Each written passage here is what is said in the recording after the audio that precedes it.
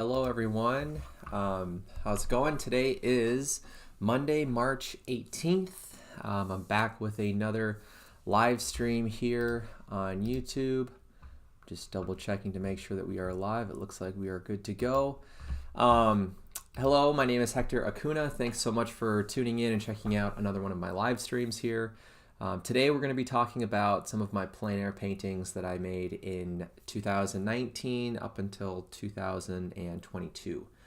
And before I jump into the portfolio, I did want to share a couple of quick updates with you for those of you who have been keeping up with my recordings and my live streams. I had a couple things over this past weekend that I worked on. Last Friday, I talked a little bit about some color mixing charts with a few different primary palettes, and I just wanted to kind of share with you that I started making a bunch of shellacked sheets of craft paper. That's what I made those other 4 color charts on. So the plan here is to just keep creating these examples of limited palette color charts, and I'm hoping to do a lot of them without titanium white. So part of this process is trying to look for other strategies for tinting my colors brighter values without having to worry about things becoming too chalky or muted and cool by adding titanium white into the paint. So these are a bunch of sort of like 8.5 by 11 inch size sheets of craft paper, and they have 2 coats of shellac, so that'll be enough of a primer to protect the paper against the oils in my paint. And this is actually a technique I picked up from the artist Amy Erickson, who is a really well-known plein air painter. She's published a book on plein air painting that everybody should check out if you're into plein air. And it's been a really affordable way to create some primed paper for things like color charts. And then something else more studio related is that I was working on a 26 by 26 inch canvas that I started about a year ago. And if you are familiar with some of my studio work, then you've maybe come across some of these hand box paintings that I've been working on for the last 2 years. This is one that sat just kind of in the corner of my studio for the last year, and I'm trying to kind of get back into the process of it and finish it up. It's hard to see from this image, but what you're looking at is this red box with 2 hands that are sort of holding one another, sticking out of the roof of the box. And I was working on the rendering of the fingers and glazing some color into the forearm of this arm here, and then this big red kind of abstract visceral shape inside what I would call the cavity of the box is something I added in yesterday as well. And I'm really excited about this painting. I think it's getting closer to something that's more interesting and something that I'm really excited about. So I just wanted to share that with you today too. And then I also shared on Friday a small, like 6 by 8 inch panel painting of a animal skull that I started last week. And I think this was on Saturday. Well, let me think. No, this must have been on Friday or Saturday. I started to kind of rework the painting and totally changed the surface of the painting. I ended up rendering a lot more of the skull and the background, and then after I finished that part of the process, the painting was a little bit too straightforward, a little bit too predictable, and just wasn't interesting to me. So I ended up putting on really thick impasto sections of paint and started pushing that around, and I ended up kind of oiling out the skull. That it wasn't dry actually in some areas, so the paint became kind of muted and ghostly. It really compressed a lot of the contrasts, and I ended up wiping off a lot of the color that I had just put down. So now it has this really rich surface quality, and I'm a lot more interested in what's happening in the painting now. It's not done yet, but I went through this pretty significant change in this painting over the weekend, so I thought I would share this update with you as well. And hopefully by this image you can see some of those impasto marks and textures that are in the painting as well. A lot of the color that's in that part of the painting is going to change, which isn't a big deal, but right now I'm more interested in building up the surface quality and the texture and the thickness of the paint. So color-wise, it's probably going to keep changing over the next week or so. And then the last thing I wanted to just share as an announcement or update was this sketchbook fold of 2 small gouache value studies based on photographs. And these were both painted on a driving trip over to Elkhorn, Wisconsin, where I have some family. On Saturday, we went there and hung out and had lunch together, and my brother drove Megan and I there and back, so I was in the back seat with Lenny, just sort of painting in my lap from a photograph and a little sort of travel painting box kit that I created out of a small gift box that someone gave me. Before I forget, I also wanted to share with you my palette that I talked about in the last live stream as well. So on Friday, I was going through some of my plein air archive paintings, and in one of the photos that I showed you, there was my French style box easel, and in the drawer was this piece of MDF that was originally going to be a panel for a painting. And I mentioned in the last stream that I forgot a palette one of the times that I was painting out in the field, and just sort of temporarily was using this piece of MDF as a palette. And then over time it just became more and more seasoned, as you could say, kind of like a cast iron pan.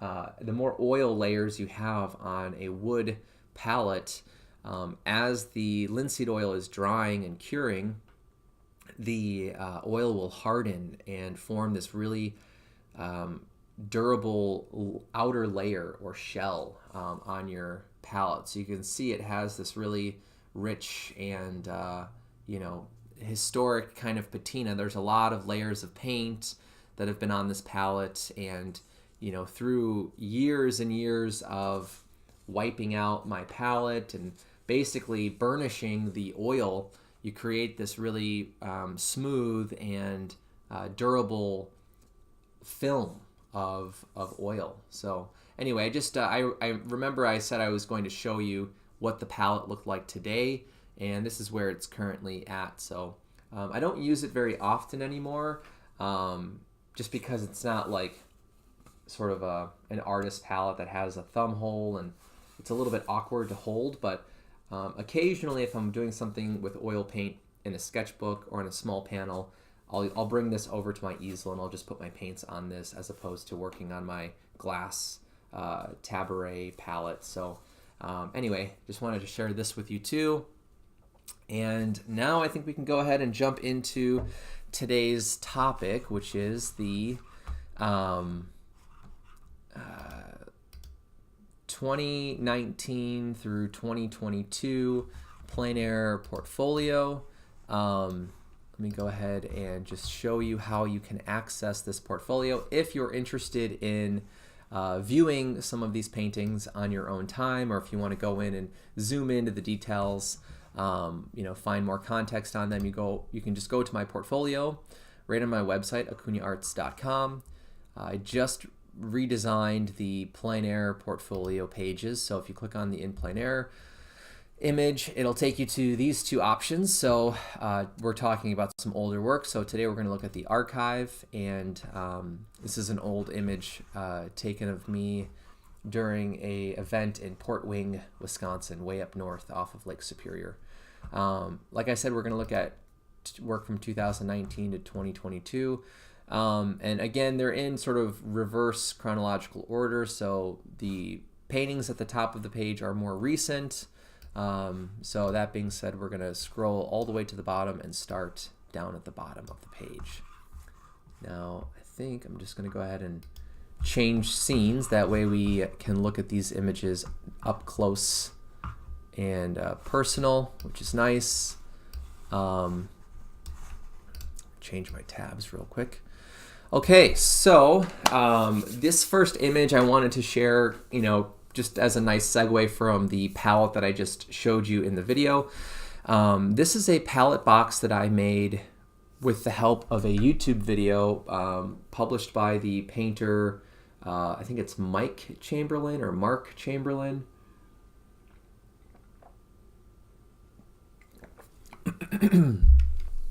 Excuse me, sorry, I'm a little bit congested today, so I apologize if it's hard to understand some of the things I'm saying today, but I'll try my best to keep today's stream kind of around the 2-hour mark today. So anyway, this was a palette box that I made just with some scrap Luan plywood. It's very lightweight, sort of like flooring plywood. It's about 3/8 of an inch thick, and a couple pieces of pine. And basically you create a box that you then cut in half on a table saw, and you end up with these sort of like 2 parts, and then on one of the parts you cut that piece in half again, and that gives you your 2 folding lid pieces. And then you assemble everything with glue and screws or nails and hinges. So this was right after I made this box, and maybe in a future stream I can share the current state of this palette as well. But anyway, so this was in 2021. In the spring, I started getting back into painting plein air a little bit more regularly. My last stream took us into 2018, so there's like a 2-year gap there where I don't really have a lot of plein air work to show, primarily because I was really focused in on my MFA at Michigan State University. I graduated with my MFA in 2020, so 2019 and 2020 were very heavy studio painting years for me, and plein air just sort of was something that maybe I would do a little bit for fun, or just to maintain kind of a sharpness of observational painting and drawing. So this was the first painting that I'm going to talk about today in the portfolio. This was painted in Lansing, Michigan. And in 2021, in the winter, early spring of 2021, Megan and I were looking to move back to Wisconsin, and we were both kind of looking at jobs in the Milwaukee area. And she was hired by a school north of Milwaukee, which gave us sort of a place to then start to plan for that first year living back in Wisconsin. One of the things I started to do once I knew where she was going to teach was that I was looking for art jobs in Milwaukee. And then during that search online, I came across a plein air event in Cedarburg, Wisconsin, which was the first event that I ever did. And luckily I caught the advertising for the event in time that I signed up and was registered for the event, which was going to be in June of 2021. So the first thing I did after I realized that was an event and an opportunity that I was going to do is I was like, well, I need to figure out my plein air setup, my gear. That's why I created that palette box that I just showed you.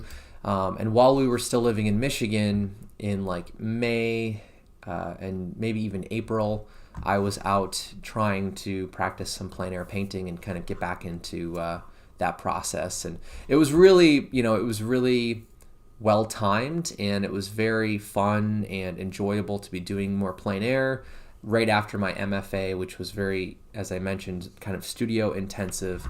So this was painted out in a park along the, I think it's the Cedar Creek River. I might be wrong about that now, though. Really close to downtown Lansing. So some of these structures back here are actually part of the downtown Lansing area. So I would bike with Megan down to this park, and I was out practicing some plein air.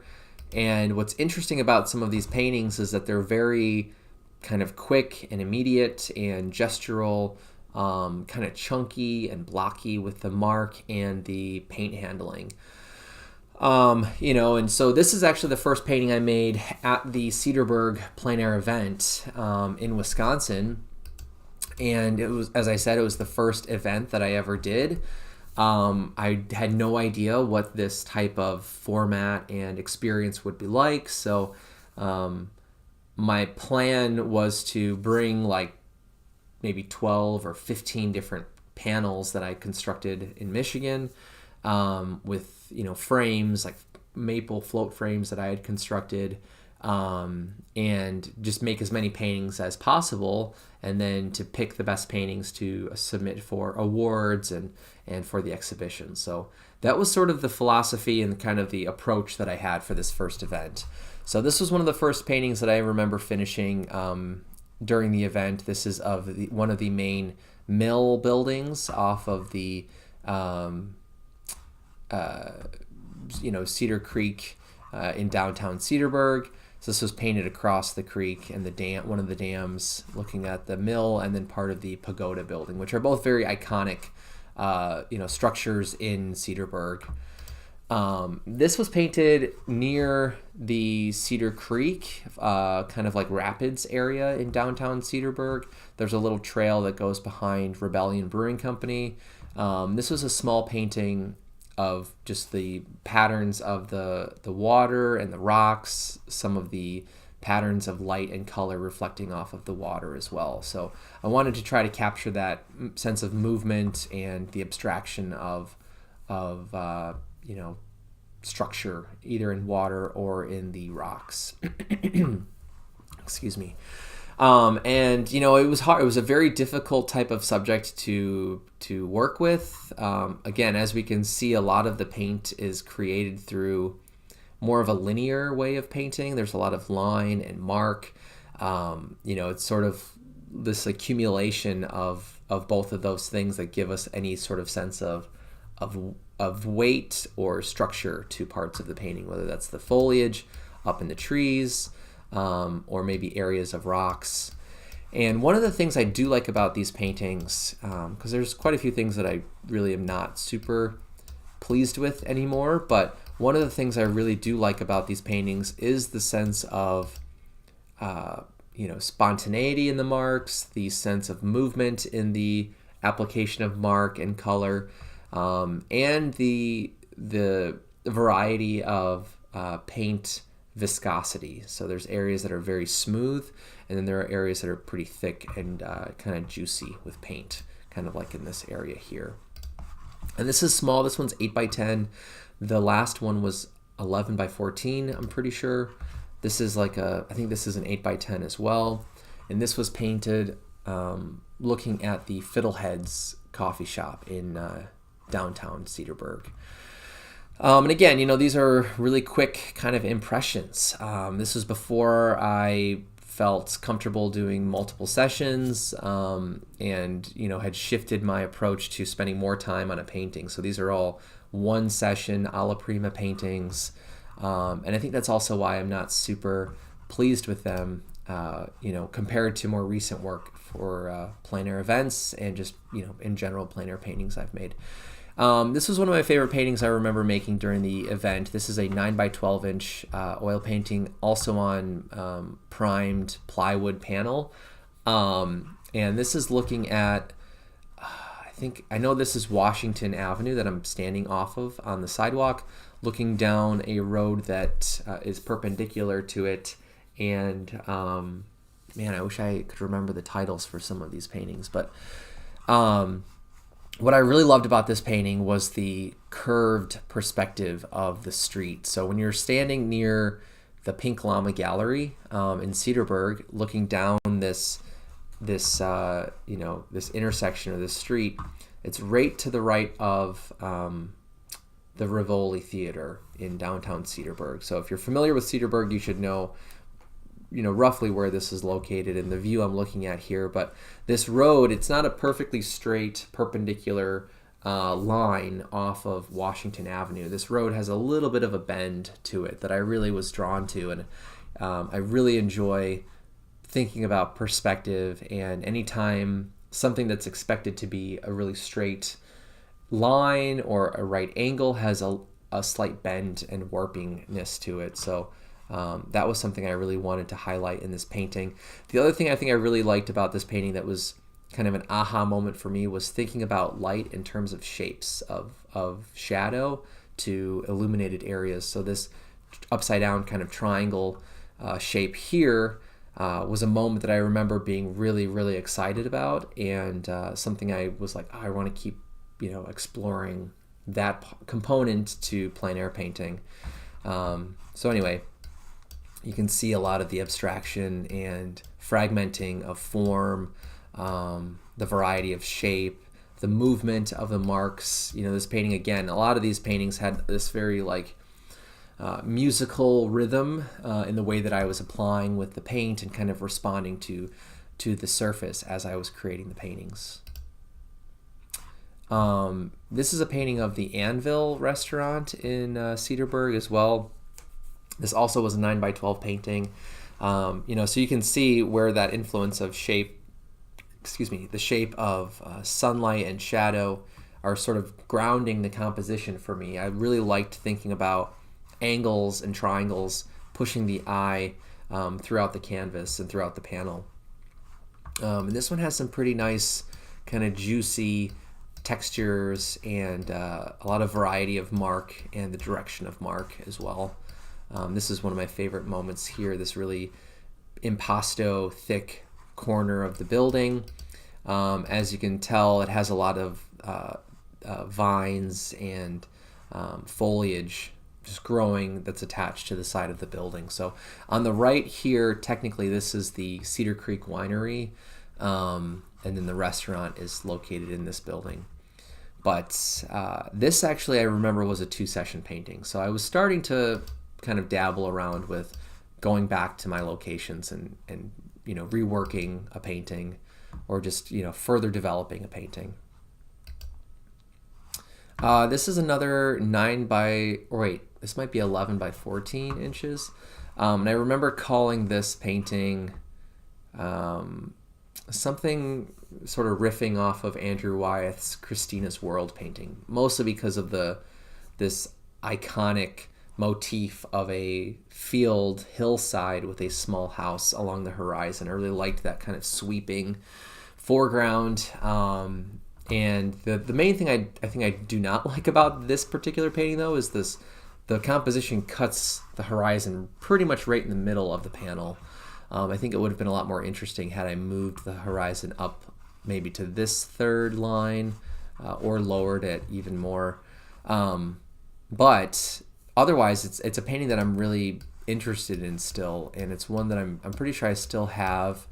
There's a lot of interesting layering of paint and shape and subtle tonal shifts in the sky that I'm still pretty excited about. I also like the kind of graphic quality that the clouds have here as well, like this sort of doubling of contour, and thinking about building volume in a cloud through sort of transparent and opaque combinations of paint. So when I look at this relationship here, it feels like there's this kind of strange but interesting stacking of opacity and transparency coming together to carve out these large shapes in the clouds. And the other thing I remember really enjoying about making this painting was this very slightly warmer band along the horizon of the field. This was something I was very excited about adding into the painting as well. But yeah, like I said, I think I still have that painting.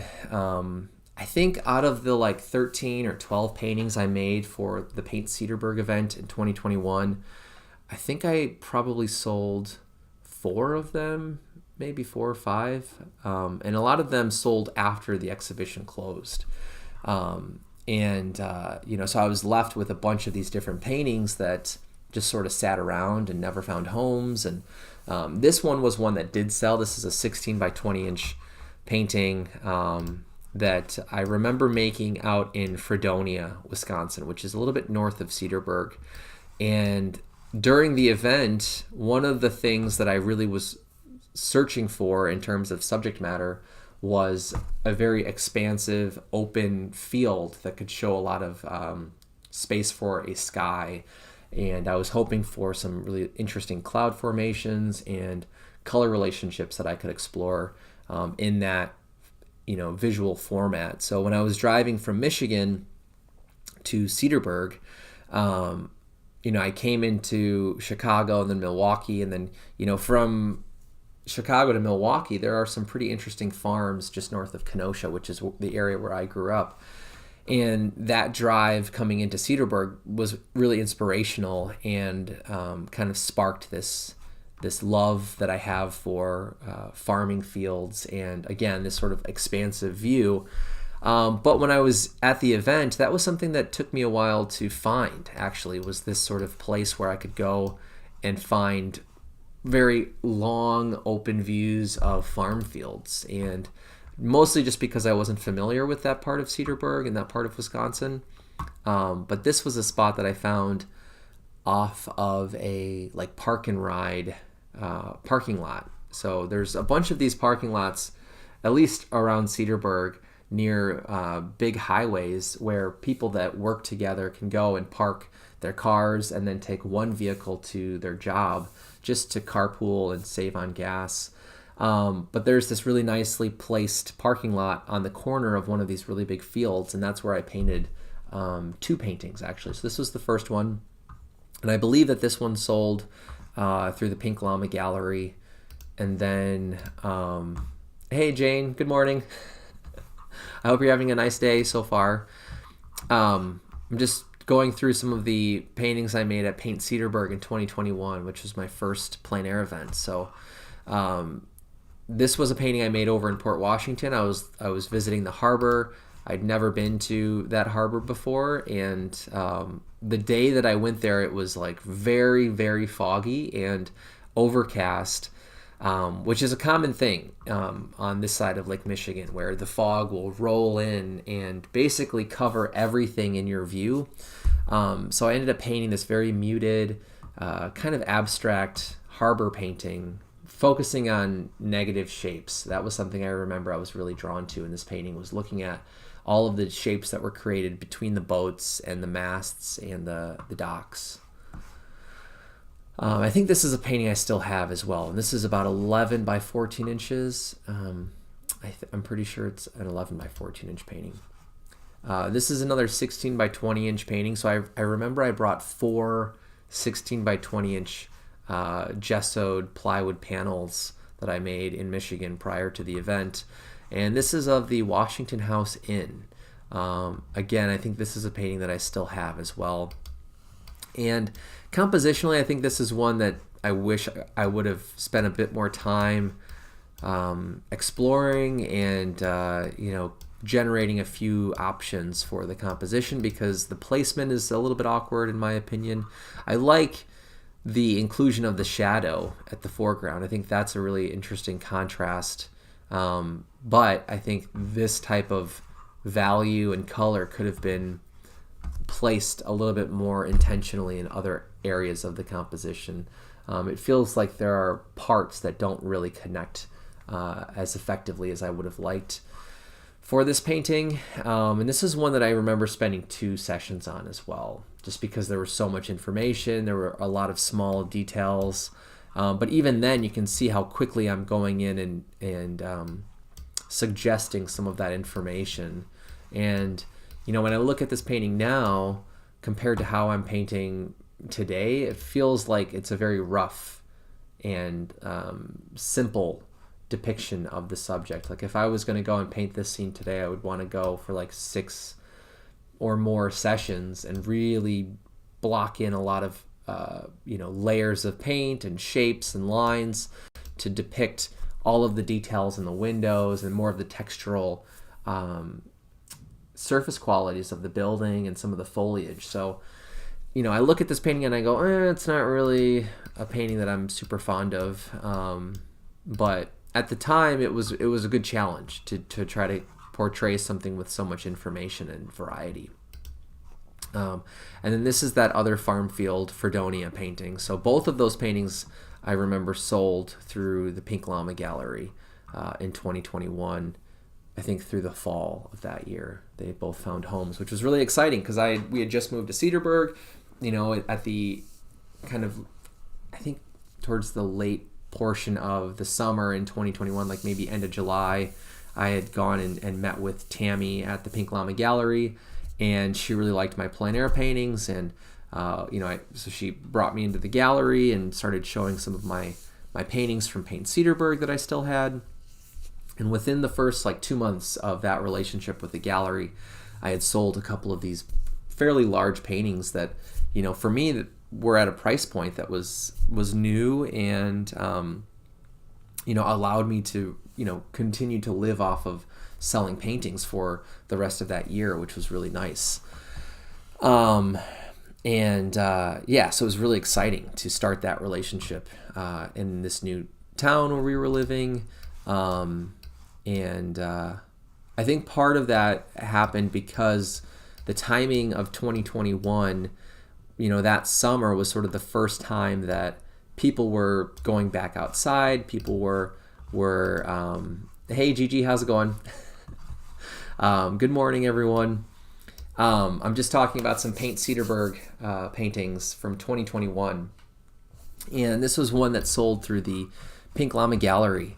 And I was just saying that I think part of the reason why the sales were somewhat successful in 2021, part of that reason was because people were inside for a year. They weren't traveling, they weren't spending as much money, so they kind of came into 2021 having a slightly bigger budget to collect artwork and to travel. So some of those variables really were well timed for this recent move that Megan and I had to Wisconsin from Michigan. But again, this is an oil painting on a primed plywood panel. It's 16 by 20 inches, and it's in a private collection. Now, one of those two paintings of the parking lot, farmscape, sort of cloudscape, was purchased by collectors that were visiting Cedarburg from one of the Carolinas. I don't know if it was North Carolina or South Carolina, but the wife, I think, of the couple, she grew up in this area, and they were visiting family and happened to go into the gallery at Pink Llama. And I was there with some family from out of town on Megan's side that wanted to come visit us in Cedarburg and see the gallery. And we were just walking around looking at some of my paintings. And I was talking to them about a couple of those paintings that I had made during the event. And this couple from the Carolinas just happened to be there at that time, kind of, listening into my conversation, and then started asking me some questions about the painting and, about me as an artist. And then they said they really liked my work. And I said, thank you so much. And, we left the gallery, and then I remember we walked down to a bakery, this little French bakery on the main street of Cedarburg, and picked up some pastries and coffee, and we were sitting out on their kind of stoop area, and that couple walked up and passed us on the sidewalk. And this was probably about 25 minutes after we left the gallery, and they said, hey, we're gonna buy your painting. And I was like, oh my gosh, no way. And they were like, yeah, we just have to figure out how it's gonna get shipped, so I think she's gonna talk to you about that. And so Tammy and I worked out some sort of a split on the shipping costs, and so she shipped out the painting to them, and now that painting is in one of the Carolinas, so it's pretty exciting. And now this is a painting I also made during Paint Cedarburg of the pizza shop called Sales in downtown Cedarburg.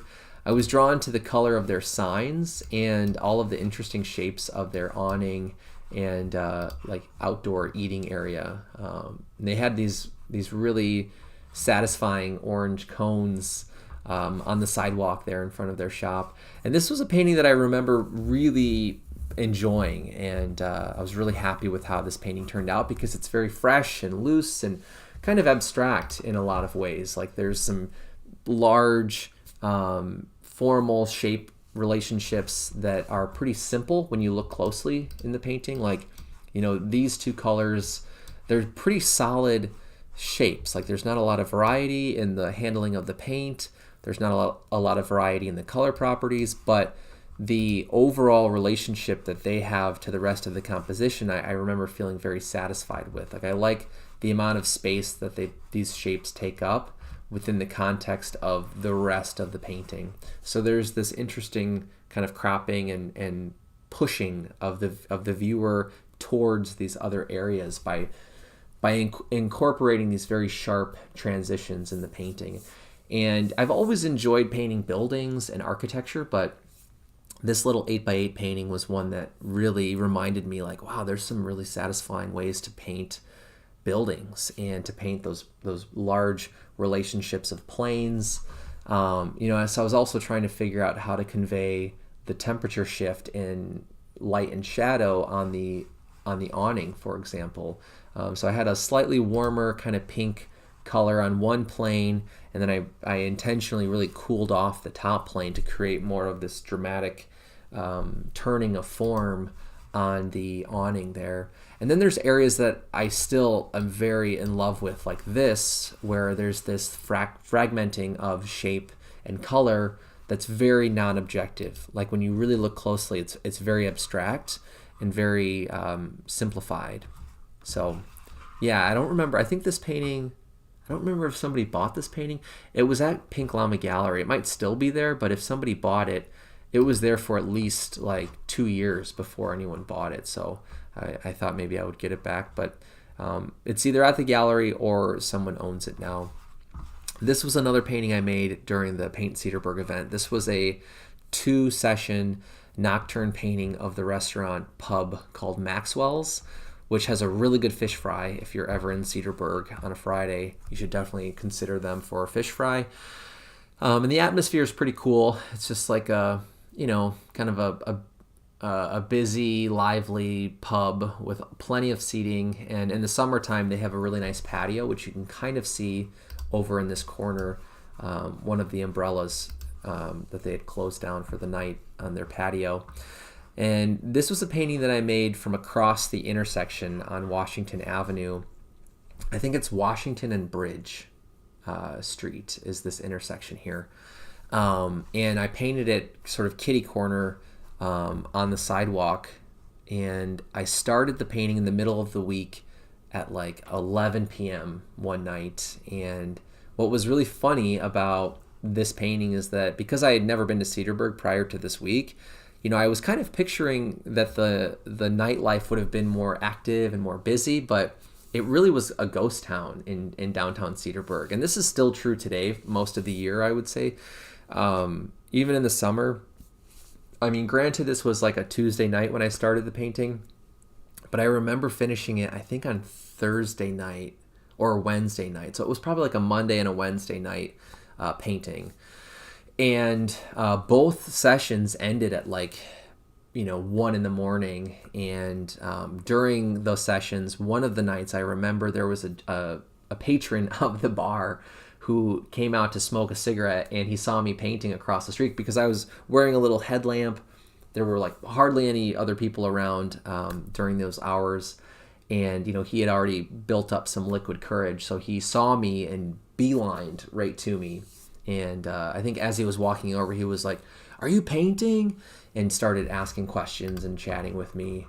And good morning, Van Gogh. Van Gogh's left ear. I love your name. Thanks for tuning in. If you have any questions or comments, anybody who's here listening and watching, feel free to add those in. I'll try my best to keep an eye on the chat today. But so yeah, this was a painting I made again really late in the night. So this guy saw me and he started talking to me as he was walking over, and he ended up chatting with me for like 20 minutes while I was painting. This was, I think, the first session working on the painting. And he started talking about painting and art and how he has this, famous, what he thinks is maybe a famous painting that he found at like a garage sale or inherited from a family member that's in his attic. And he was showing me pictures of it, asking if I knew how much it was worth. And I was like, I have no idea. I'm not like a appraiser for art. I've never heard of that artist before. So, and this happens a lot. Anyone who does plein air painting is probably familiar with these kinds of stories where you meet these really interesting people that come up and want to share their stories, and they have very interesting takes on what you're creating. And honestly, it's one of my favorite things about painting outdoors in plein air. But anyway, so he chatted with me for about 20 minutes, and then he was like, all right, man, keep up the good work. I'm gonna come back. I'm gonna come back and check on you every like 15 minutes. And I was like, kind of like, okay, that sounds cool. Thanks for chatting with me. And then he left. And then seriously, every 10 or 15 minutes after that, for the next like hour and a half, he came back and would talk to me for like 5 minutes and smoke a cigarette. And the conversation wasn't bad, but I do have asthma, so anyone that smokes around me, it starts to kind of trigger my asthma. So I remember that being kind of a problem during that time. But yeah, it was very funny. It was a very interesting night meeting him and then a couple other people that were in the bar. But anyway, when I look at this painting, I'm reminded of those interactions. But I really like the neon color relationships from the signs, this very saturated contrast of chroma against an otherwise very muted and dark, kind of moody painting. So this one was a lot of fun to make. And that one was purchased during the exhibition, which was really exciting. And I think, I haven't confirmed this, but I'm pretty positive that the same family who purchased the Nocturne painting also purchased this painting, which is my fourth 16 by 20 inch panel that I brought with me to paint Cedarburg in 2021. And obviously this is kind of a lakeshore farm landscape scene here right off of Lake Michigan. So as I mentioned earlier, part of my, not strategy, but part of what I was interested in painting that week was finding these very expansive farmscapes. And I ended up on this road called County Road LL in like the Belgium area. It was like really getting close to the northern cutoff of the boundary for Paint Cedarburg. And what I liked about that road is that it was a little bit less populated with cars versus the main interstate that runs north and south along the lakeshore of Michigan. There was this other county road that, you could still drive like 60, 65 miles an hour, so cars would cruise by pretty quickly. But I was able to find this little shoulder driveway to a farm field where I could park and paint this painting. And this was a one session, just like straight shot painting. And it was a lot of fun to make. The only bummer about this particular painting, thanks for the comment, Van Gogh's left ear. And I really appreciate that. I'm laughing because I don't know your real name, so I'm just going to keep saying Van Gogh's left ear. But anyway, what I really liked about this particular painting was the way that the clouds turned out. So I remember this afternoon, it must have been like Wednesday. I think this was like the Wednesday of that week. And we got really lucky, I remember, with the weather for Paint Cedarburg in 2021.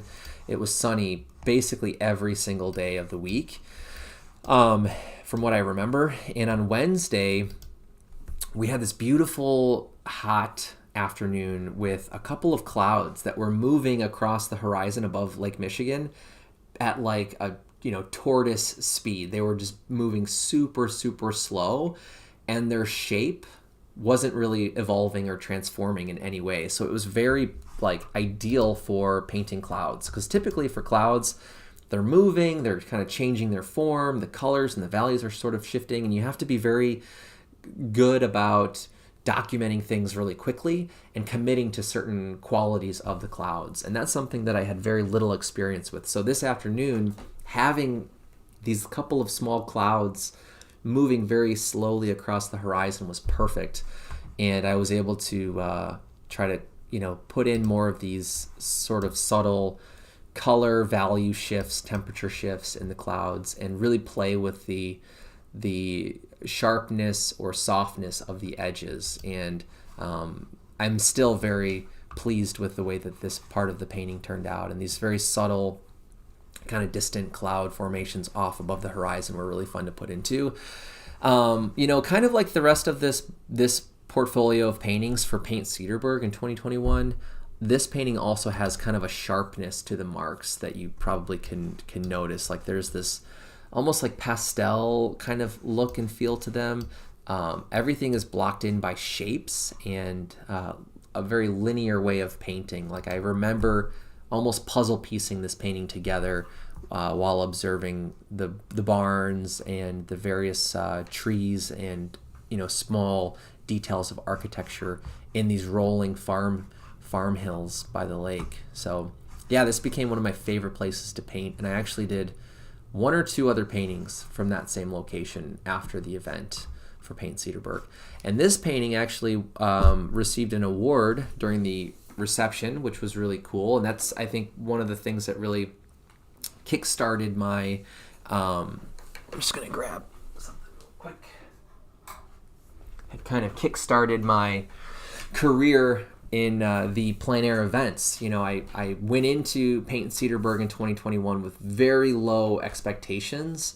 Like I said, I'd never participated in one of these types of exhibition, competition, plein air events before. And even though I've been painting outdoors on location for many years at this point, just the format and the number of artists that were involved really made me feel like, who knows how this is going to turn out in terms of sales and awards. But I went into the event just hoping to meet a lot of people because I was moving to the area from Michigan. I thought it would be a perfect way to kind of introduce myself to the community. The event is organized by the Cedarburg Artists Guild, so I was going to meet a lot of people that were involved in the guild. And then you also get the opportunity to meet people from all over the state. And then there's people sometimes from Michigan or Illinois or Minnesota that drive over to participate in the event as well. And it's one of the biggest plein air events in the Midwest in terms of participants. There's typically like 150, maybe 160 artists every year that come in and do the events. So there's a lot of artists that are there that you get to meet and see paintings from. So when this painting received an honorable mention award, I was really excited because there were so many artists and paintings that were juried or judged.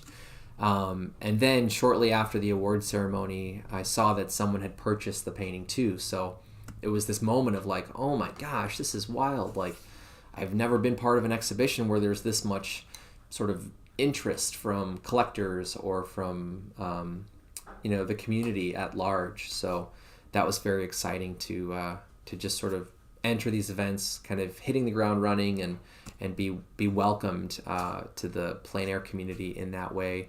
And that definitely, it hooked me. And I was like, man, these are really fun, and it's a really great opportunity career-wise. It's a really good opportunity to develop my skills as a painter and to just continue to grow as an artist. So after this event, I remember some of the artists in the group were like, hey, you're pretty good at this. You should look at some of the other events in Wisconsin. There's like 10 or 15 events every year on average that have a similar kind of format.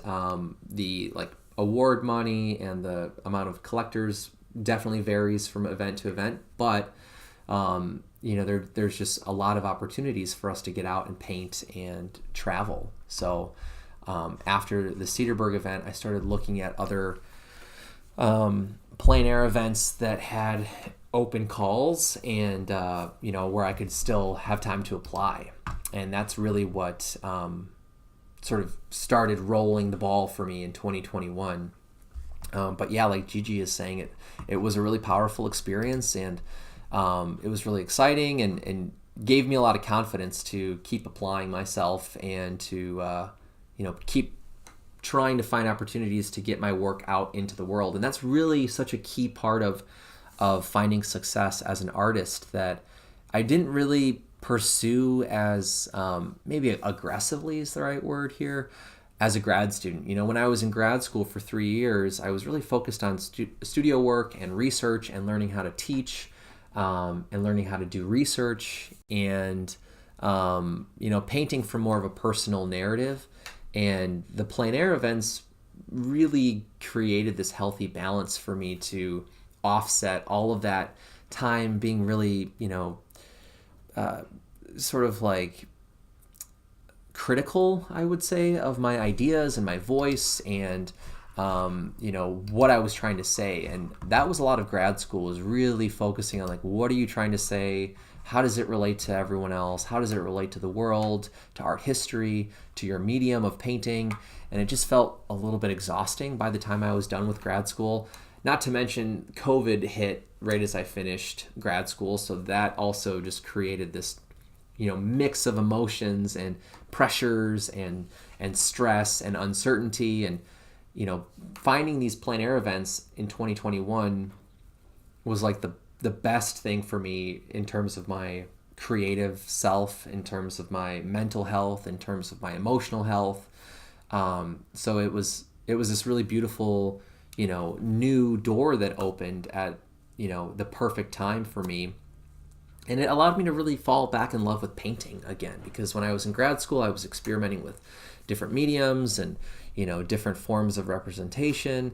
And this gave me a chance to just sort of go back to the basics and enjoy representational painting, with the added bonus of being outside, and growing up, I spent a lot of time camping and hiking and just playing outside. And, I've always had a very deep love for nature and the natural world, and art and plein air painting are like the perfect solution to someone who loves to paint and who loves to be outside. So, I ended up signing up for, I think, 6 different events in 2021. Following the Paint in Cedarburg event, there were 5 other things that I was able to apply to and fortunately get into, or just register in time. A lot of them are just sort of open registration, so anybody can sign up, and it's kind of like a first come, first serve format. So if you're new to painting, or if you're new to plein air painting and you want to get into doing more events, I would highly recommend starting your application process as locally as possible, because the farther out you start to apply your work for these types of events, the more investment and risk you're taking on financially, in terms of time. And then, those both affect things like your mental and emotional health as an artist. So for me, I'm really glad that I started very locally in a somewhat small radius of geography for opportunities. So, I painted in the Cedarburg area and then a couple of cities around northern Milwaukee. I ended up going into, as we'll see, Illinois and then northern Wisconsin as well. But before my next event in 2021, after Paint Cedarburg, I was hiking and spending some time painting near Lion's Den Gorge Nature Preserve, I think is the full title of the park. It's right on Lake Michigan. There are these beautiful cliffside, landscape features that take you down to a beach here. You can kind of see it in this little gouache painting. So I was doing some sketching there, and in other sort of lakeside parks near Cedarburg. So the crazy thing about that first event in Cedarburg was that my wife and I, we were engaged at that time, going soon to be married in 2021. But in early June, I drove from Michigan to Cedarburg, and luckily we had already started renting an apartment on the second floor of a house in downtown, basically downtown Cedarburg. So during the Paint Cedarburg event, I had a place to stay and a place to shower, and it was not furnished at all. So I was sleeping on a sleeping bag, sort of camping setup, and just like living out of a suitcase for that week. And then once the event ended, I drove back to Michigan, spent the next week packing and preparing to move with Megan and her parents, all of our stuff, mine and Megan's things, from Michigan to Cedarburg. So it was kind of this crazy 2-3 week process of driving and traveling and painting and packing. And once we were back in Cedarburg and we had unpacked everything, by the end of June, I was in early July, I was kind of getting back into plein air painting. And that's when these small studies were made. And this one is a very small, maybe like a 4x8 or like a 4.5x9 size panel. just like a scrap piece of masonite that I had primed and brought out to Harrington Beach State Park. And I just did this like little kind of beach, Lake Michigan scene with a very, obviously a very chromatic and inventive color palette here. This is not accurate at all to the palette of the landscape, but I was more interested in pushing shape and interesting color relationships around in this little study. So that's one that I made there. And then I actually don't remember if this was a painting that I made in 2021 or 2022, but I think this was in 2021. This was also painted in this might be a little bit out of order. This might have been more of a like fall painting from 2021, but this is a view of the Cedar Creek Rapids, for lack of a better name, in the like downtown Cedarburg area, right behind the Rebellion Brewing Company and the large like animal feed store mill building. There are these rapids, and this was a painting I made I think in 2 sessions, and it's like a 9x9 inch painting on primed plywood panel.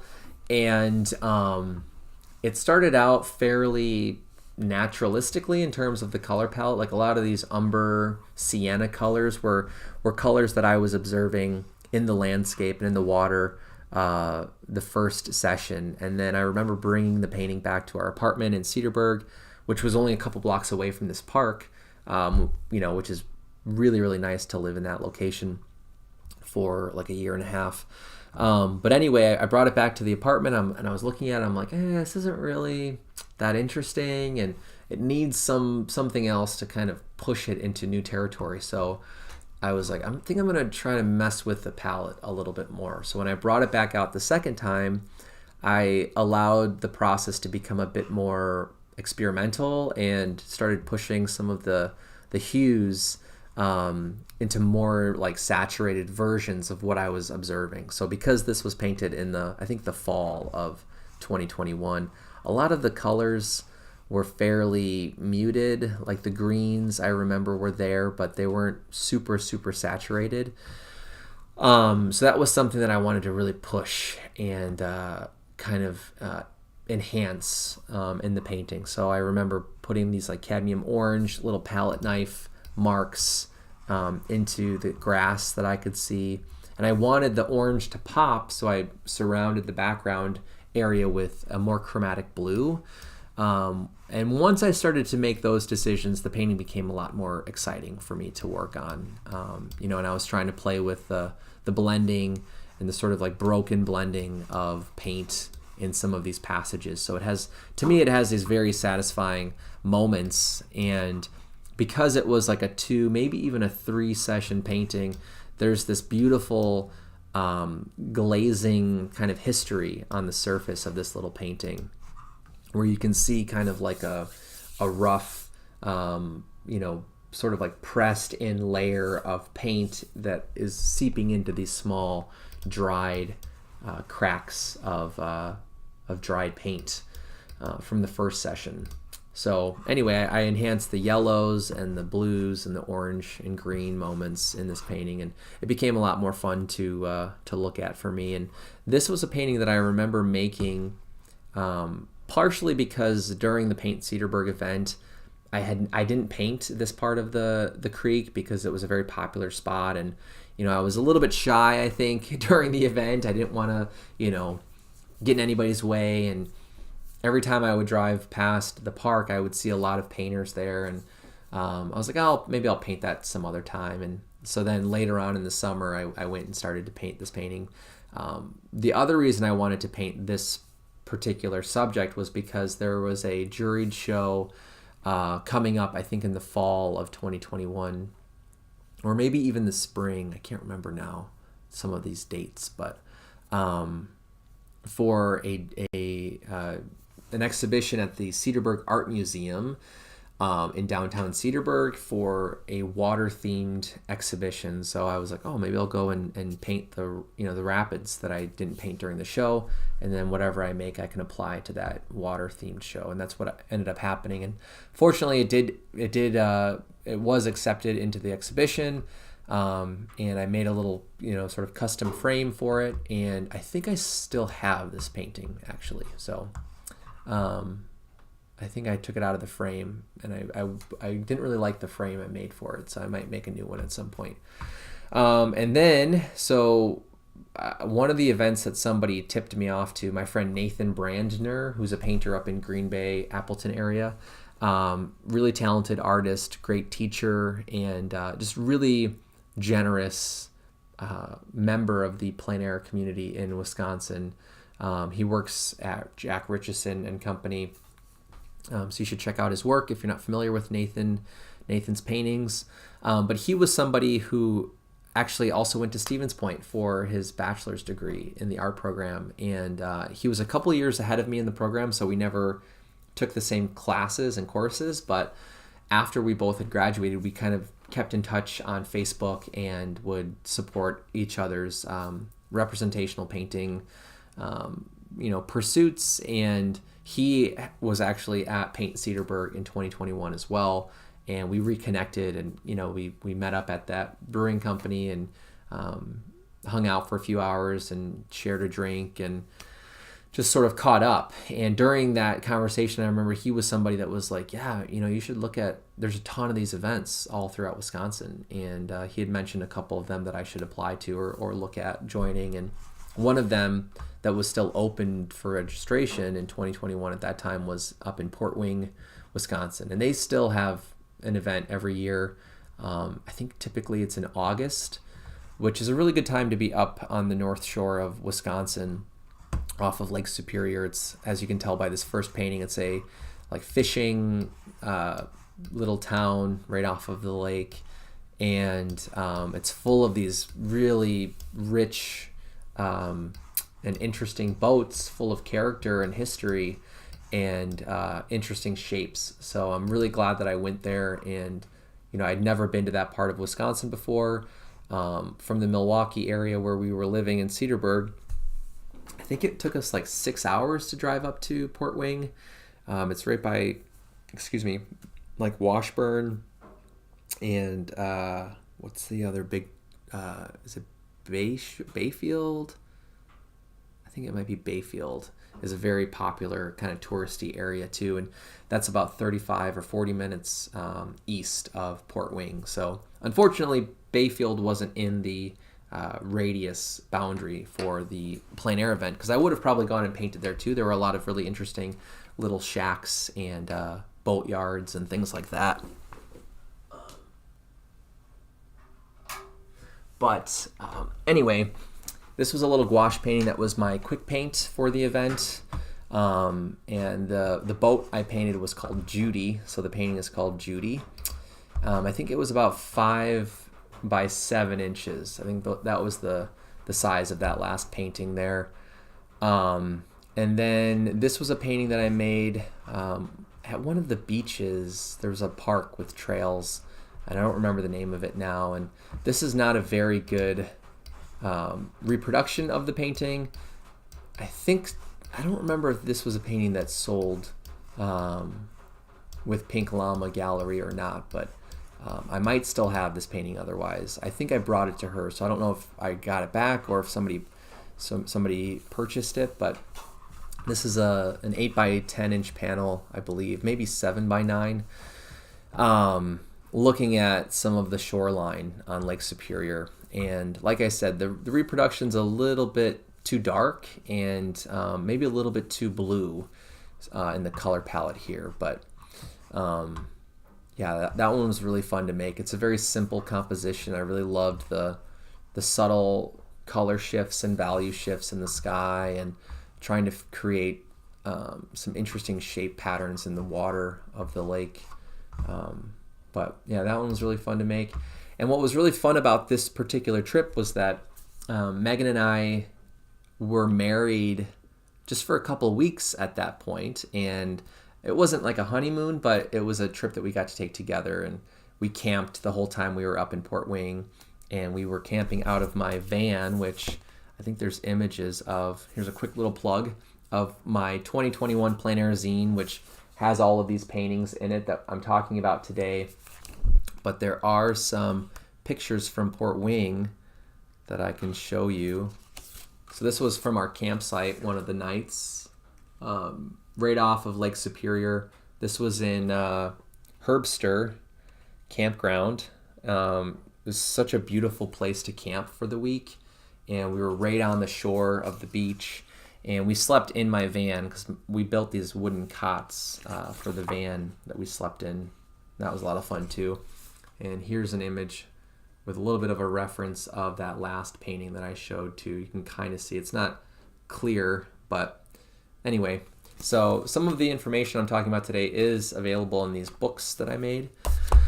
Back to the paintings here. So this was a boat that I found, just kind of in the neighborhoods near Port Wing.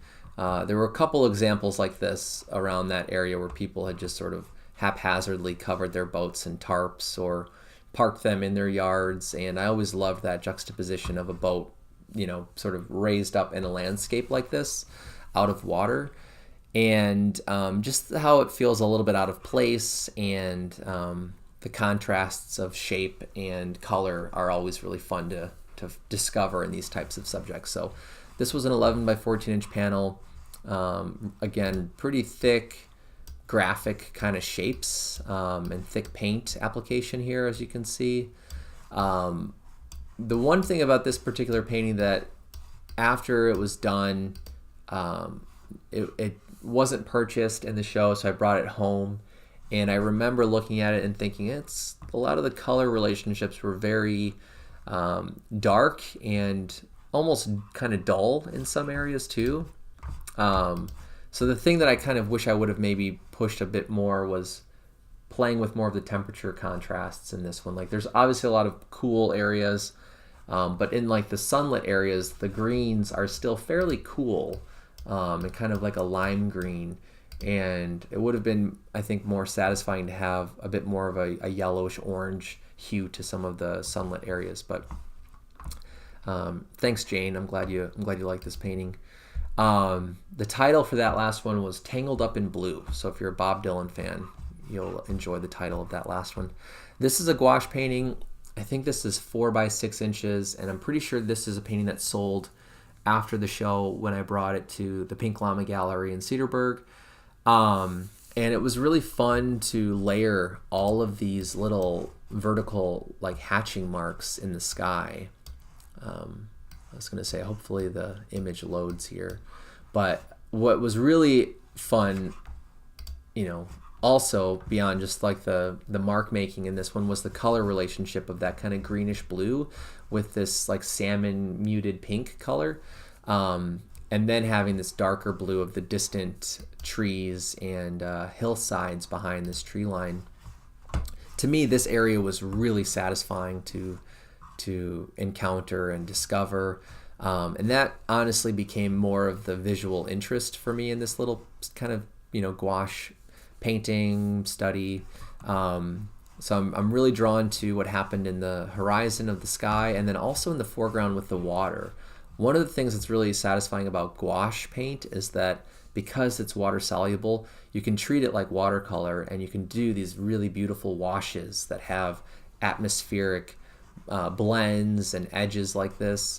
And then you can also continue to layer your paint like an acrylic or oil, where you can do light pigments over dark pigments.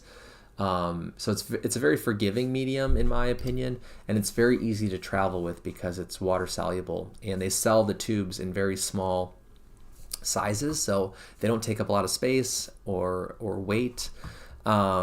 And everything you paint is pretty much on paper, so that also doesn't weigh very much.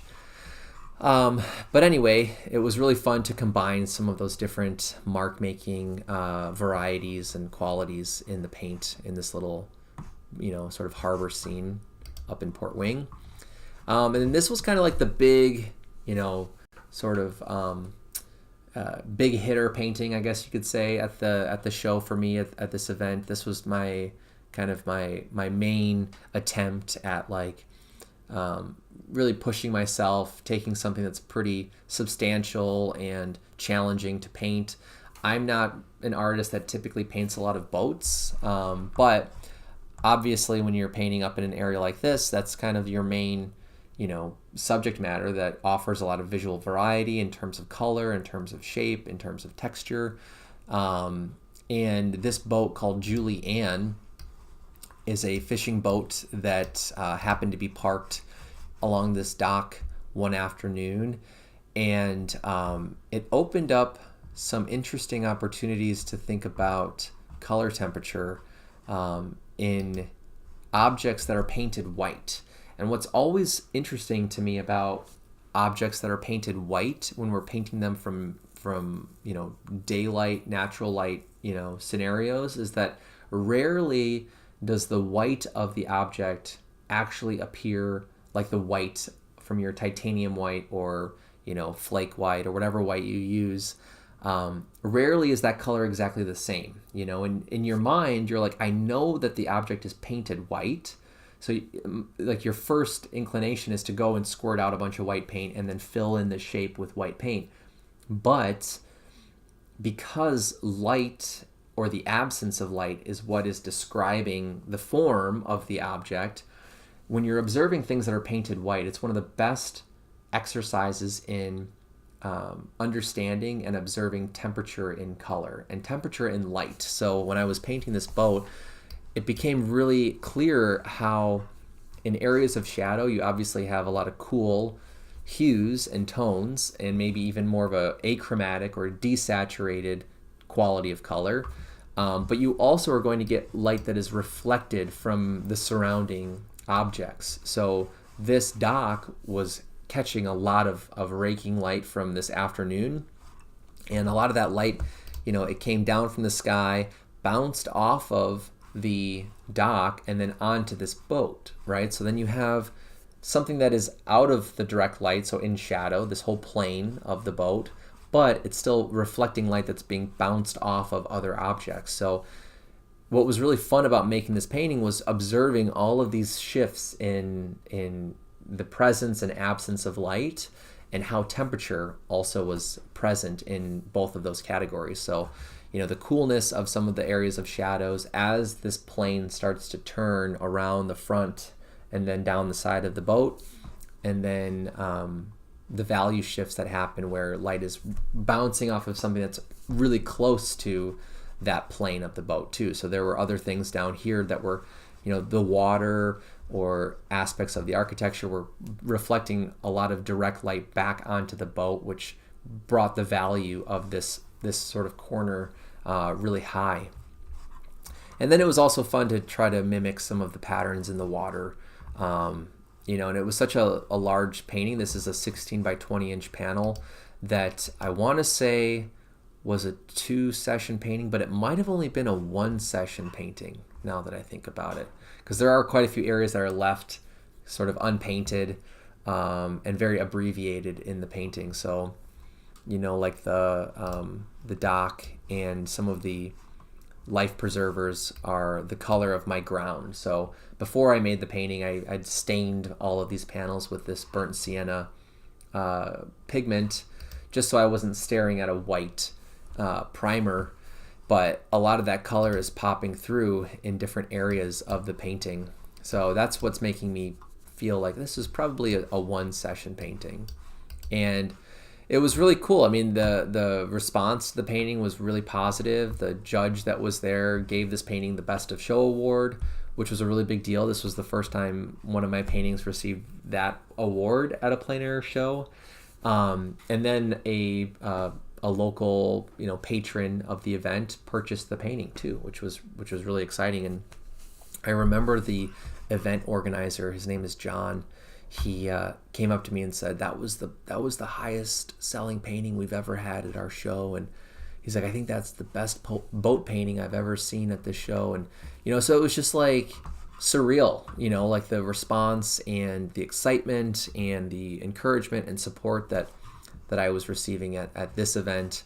Again, it just sort of like, it gave me this confidence, like, hey, maybe I should keep doing more of these events, and I should see where this can lead. And people are pretty excited about what I'm making at these events, and I'm having a really fun time, getting to travel and camp and paint from observation and really connect with these new places. So it was very fulfilling and gratifying to go through these first couple of plein air events in 2021. And again, that was in August.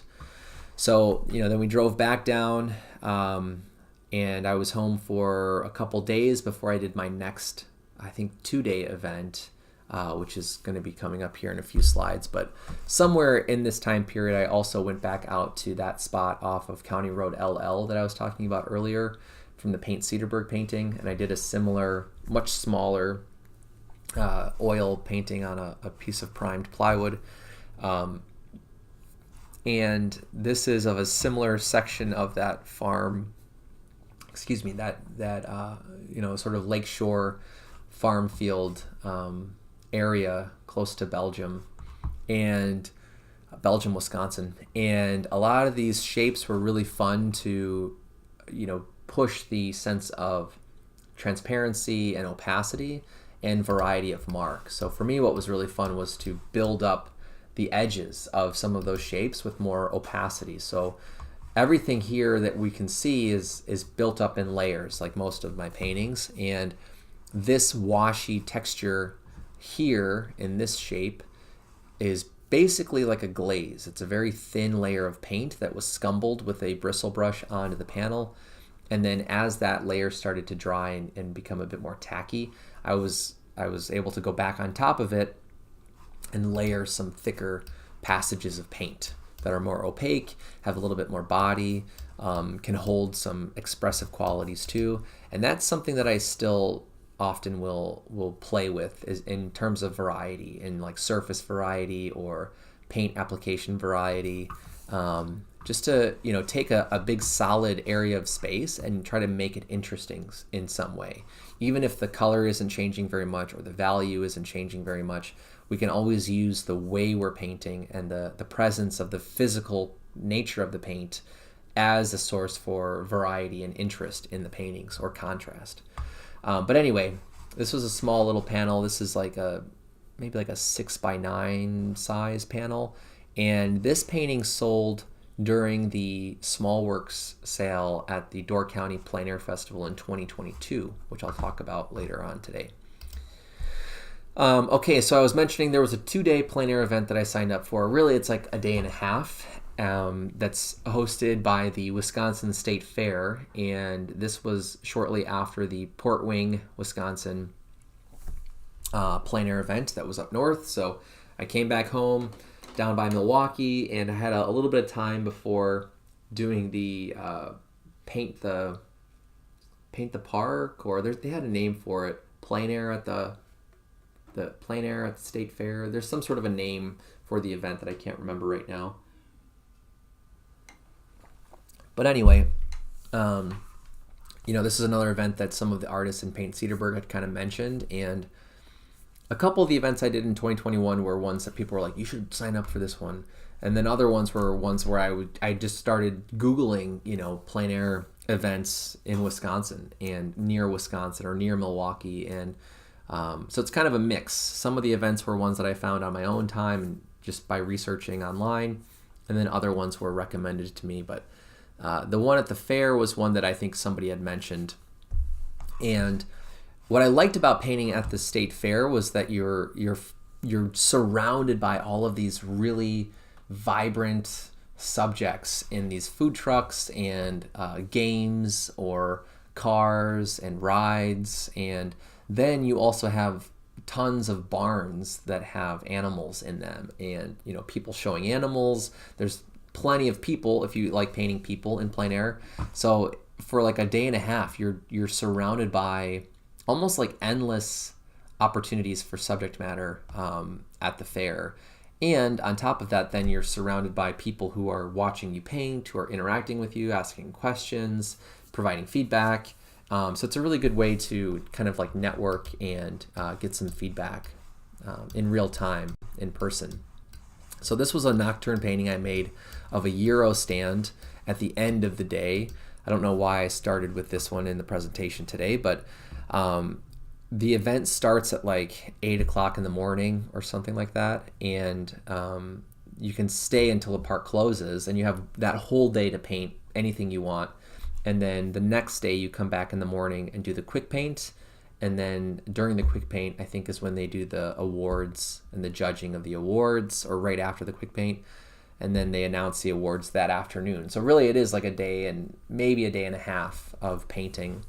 And so I was like, I'm gonna go down early and just stay for that entire day on day one. So I stayed pretty late and did this gyro stand painting that was really fun to paint. And this was a painting that I don't remember if it got an award during the show, but a lot of the artists in the show were really encouraging about this painting. They really liked how this painting turned out, and very nice things to say about it, which was really, that always makes you feel really good, is when other artists are like, wow, that's a really cool painting. And then it didn't sell during the show. I don't think I sold any of my main entry paintings from this year, but a collector of mine that lives in Michigan, she bought this painting actually from my online shop, so it was pretty cool to deliver it later on in 2021. All right, and then this was my main painting I worked on for most of the day at the fair. And, I kind of wanted to try something that was pretty iconic. I was like, it'd be fun to really focus in on a scene that feels like the fair and it's not really cropping in too much. And so I was like, I'm gonna try this really big, expansive view of this Ferris wheel and see what happens. And this was on a 16 by 20 inch panel again. And it was raining a lot most of that day. So it was kind of a bummer because I had signed up and I was excited to paint, like all of these interesting views. And I drove down I think it's like a 40-minute or maybe 45-minute drive from Cedarburg to West Allis, where the fairgrounds are.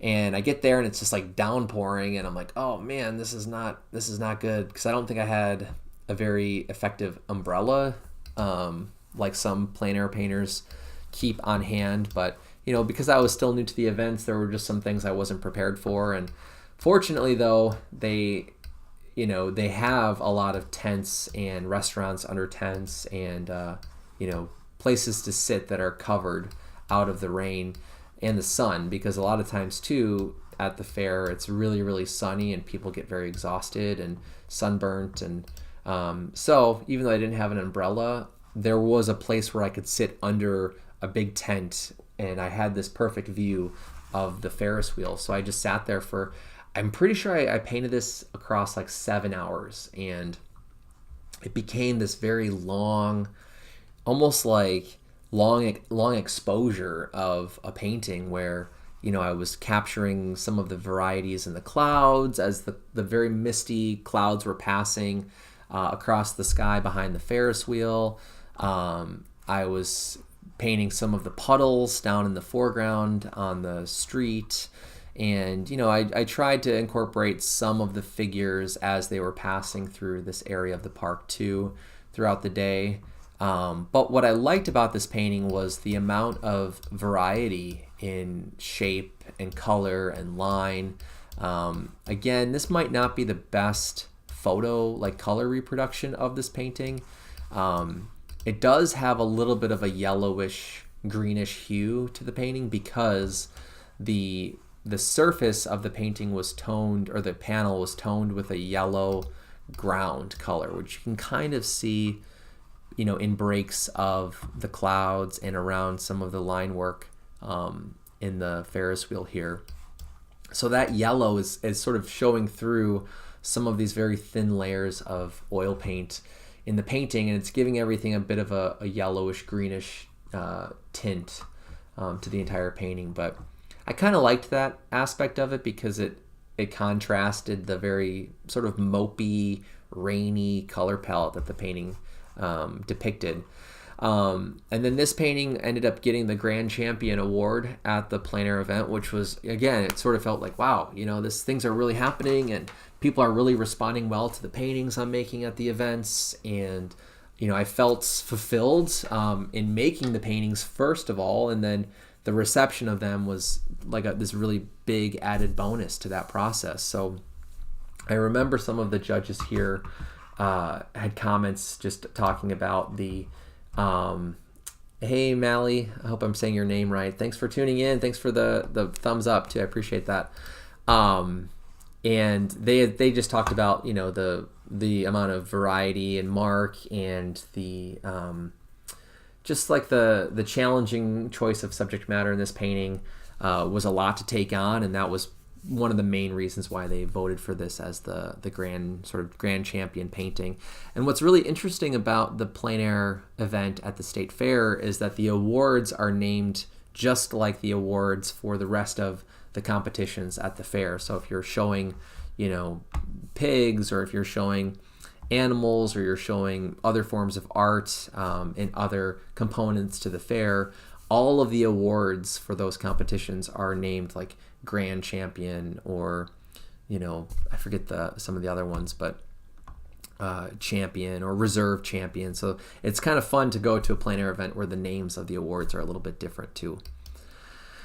All right, and then in the fall, I think in September, I had signed up for another event in Wisconsin, this time on the west side of the state, right off of the Mississippi River in La Crosse, Wisconsin. I had heard about this event, and I'd been through La Crosse once or twice prior to this week, and I remember really liking the landscape. All of the bluffs and the architecture in the downtown area were really interesting, and I was like, that'd be a cool place to paint. So when I saw that they had an event called Between the Bluffs, I signed up and made time to go out there, and I camped at a campground where a couple of the other artists also camped. So it was fun to also get to start to make more friendships and relationships within the Wisconsin plein air community of painters during that week as well. And this was the sort of opening paint out event for the week. I think it's called Grandad Bluff is the park where you go with all of the painters, and you have 2 hours to make a painting, and then they have a very quick award ceremony. And I think my painting here received an award. I don't know if it received an award or not, but I remember there was a couple that I met while I was painting this who bought my painting during that showcasing, which was really exciting. And this was a very kind of abstract view of the valley from up on the Grandad Bluff looking down at La Crosse. So this was one of the first times I had painted a very high aerial view, expansive landscape where the horizon has this extremely blue hue, and there's a very strong compression of values like this along the horizon. So to me, it was just fun to get to travel somewhere new and paint something that I don't have access to on the eastern side of Wisconsin, which is also where I grew up. So, in a lot of ways, it just felt very exciting to go somewhere else and make paintings. And now this is another painting from the same spot that I made across 3 days of the event. So this is when I was starting to kind of dip my toes in doing multiple sessions on a single painting, and making time to come back and really spend a lot more time with the subject. And that, I think, became the game changer for me going into 2022. Was realizing I think I need to just spend more time on my paintings and try to make less paintings, like the quantity. And it helped, with my relationship to plein air painting, because it didn't feel like I was a machine trying to churn out as many paintings as possible within a very short amount of time. It was more about building a relationship with the subject and with the place in these multiple sessions of plein air painting. So this was a painting that received, I think it was called the Award of Excellence, or it was one of 2 awards of excellence. So I think for Between the Bluffs, their awards are like best of show, maybe second place, third place, and then, or maybe it's best of show, award of excellence. I can't remember if there's a second and third place. There's so many different categories too that it's a little bit hard to remember the layout of their awards. But I was really happy to receive an award for this painting. It was one of my favorite paintings that I made this week, and the judge for that event was Ben Bauer, who's an amazing landscape painter. I think nowadays he's mostly a studio painter, but he still does a little bit of plein air, and he's definitely somebody that you should check out. It's Ben, and then Bauer. He was the judge for that event, so it was also fun to get to chat with him for a little bit during the reception too. And then this was a painting I made pretty close to where I was camping. There's a really nice campground right off of the Mississippi River called Goose Island Campground, and that's where some of the other artists and I camped throughout the week. This was a painting I made in 2 sessions as well. The last one was 3 sessions, but this was a 2-session painting, and it took me a while to really try to capture the right color properties in some of these shapes, like in the sky, that orangey kind of creamy color. You can see that was like a final layer on top of this more greenish sky that was there before. And I was using a lot of Neo McGilp medium, I think, in 2021, which I don't use anymore. It's a Gamblin alkyd based oil painting medium, and it's kind of toxic, so if you're using it, you should be always in a space that has good ventilation or outside.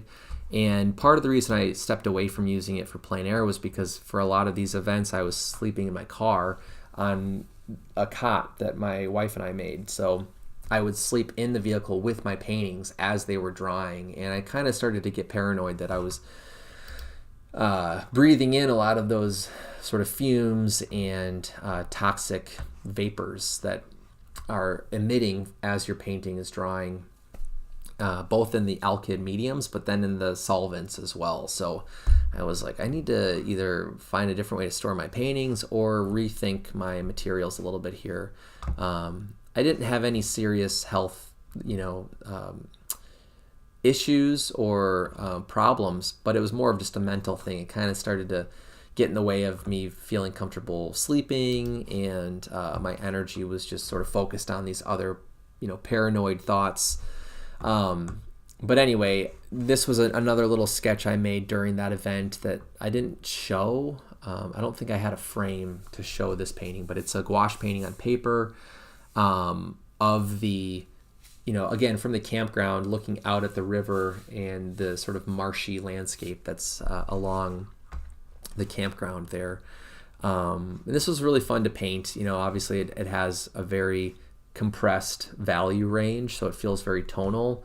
And then in terms of the color properties, there's not a super chromatic, palette here either. So I really enjoyed playing with very subtle, chroma and hue shifts between this tan brown color and the bluish green side of the palette.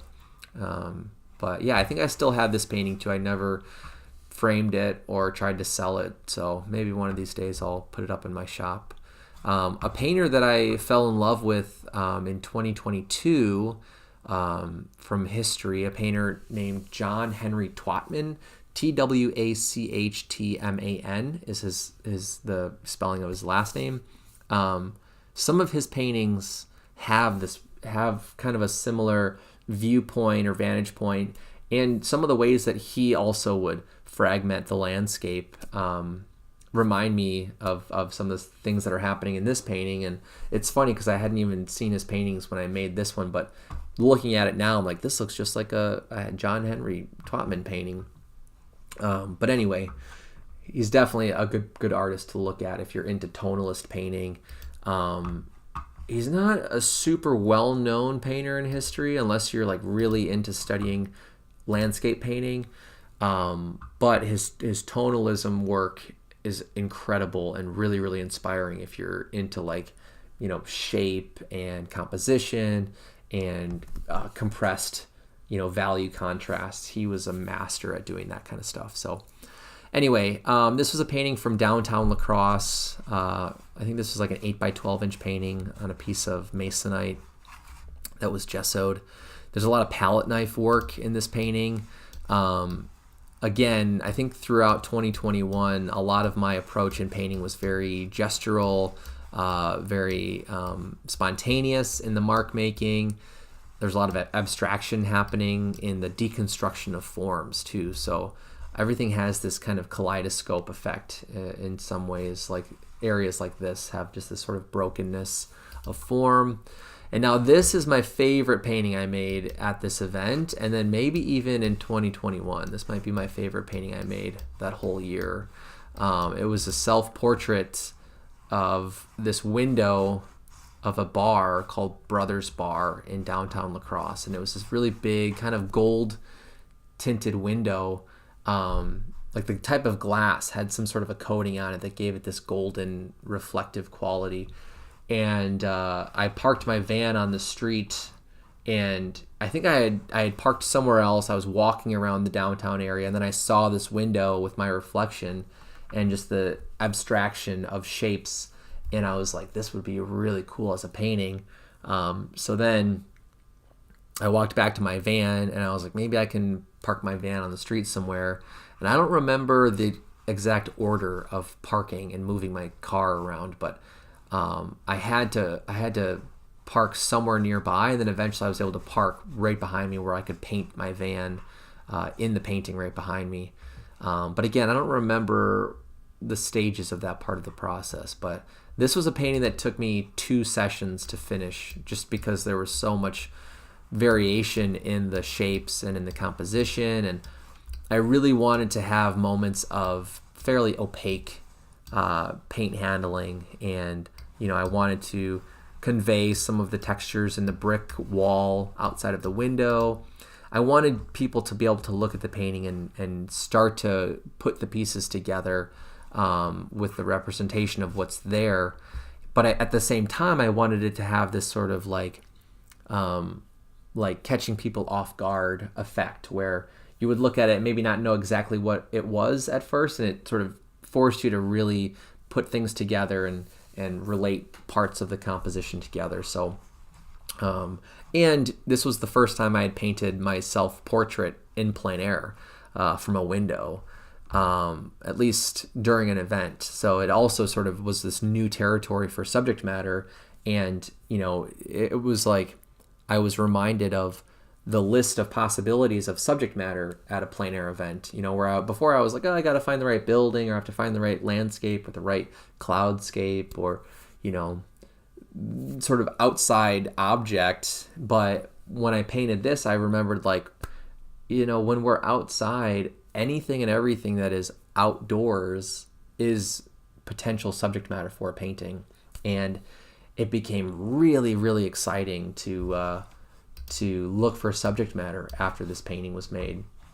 My favorite area is probably this section of the painting where my head got sort of sliced down the middle and then repeated and mirrored in pieces. And I just love the abstraction in the self-portrait and the way that some things that are inside of the restaurant are kind of in front of shapes that are being reflected out. So it also became this moment where I fell in love with the compression of inside space and outside space that's reflected being shown together on a single, sort of plane of light and shapes that are, broken into, or the light that's broken into the shapes. So what you can kind of see, like this shape here is the side of a pinball machine or some sort of arcade game.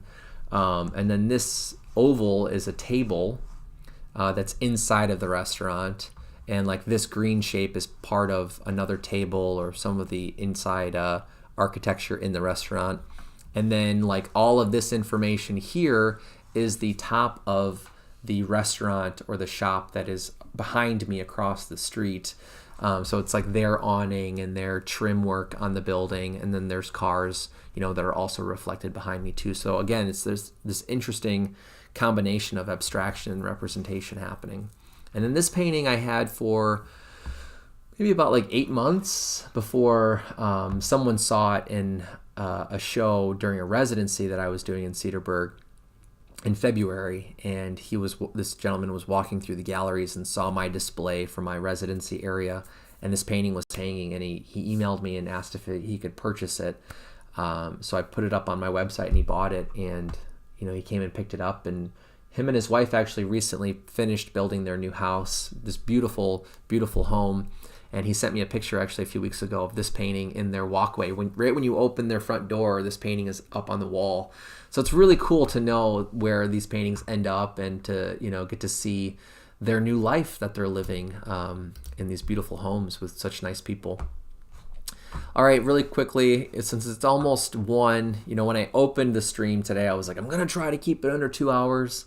I don't know why I even say stuff like that, because it never happens. So I'm just going to keep going and try to speed things up a little bit. But, for those of you who are tuning in live right now, I'm really happy you're here. Thank you for making time to learn more about my practice and my history with plein air painting today, but painting in general. So again, if anybody has any questions or comments, feel free to leave those down in the chat, and I'll keep an eye on the chat. But anyway, this was, I think, one of my last events in 2021 that I participated in. This was at the Barrington Plein Air event in Illinois. It's a suburb probably about maybe 45 minutes west of Chicago. I had never been to this part of Illinois before. I actually was born in Rockford, Illinois, and for the first few years of my life, my family lived in northeast Illinois. And Barrington, I think, is fairly close to where my family lived at one point in time. So it was kind of cool to go and paint at this event. And the event, I think, was like maybe a 4-day event. But because of the weather and how far of a drive it was for me to get there, I only went for 2 days. So I went down one morning, I painted the whole day, and I made a few paintings, and then I drove to Kenosha area where my grandmother lives, and I stayed with her overnight, and then I drove back to Barrington and went to I think I went back to Kenosha, stayed with my friends Nick and Tori, because one of my paintings didn't fit in a frame that I made, and Nick and his dad helped me cut down and trim a little bit of one of my paintings to fit in my frame.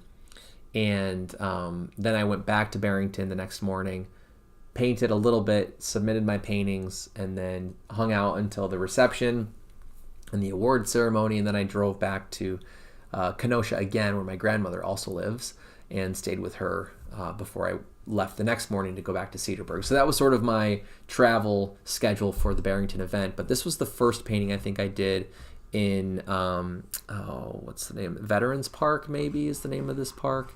So I did this tree study. It's very abstract and gestural. There's a lot of palette knife work here, as you can probably tell if you're a painter.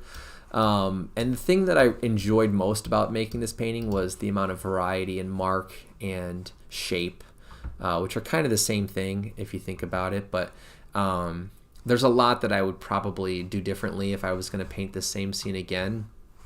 But again, like I've been saying, in 2021, a lot of my approach was very linear and shape oriented in the way that I constructed my paintings. And then this painting was called the Catlow, or is called the Catlow, and I still have this painting too.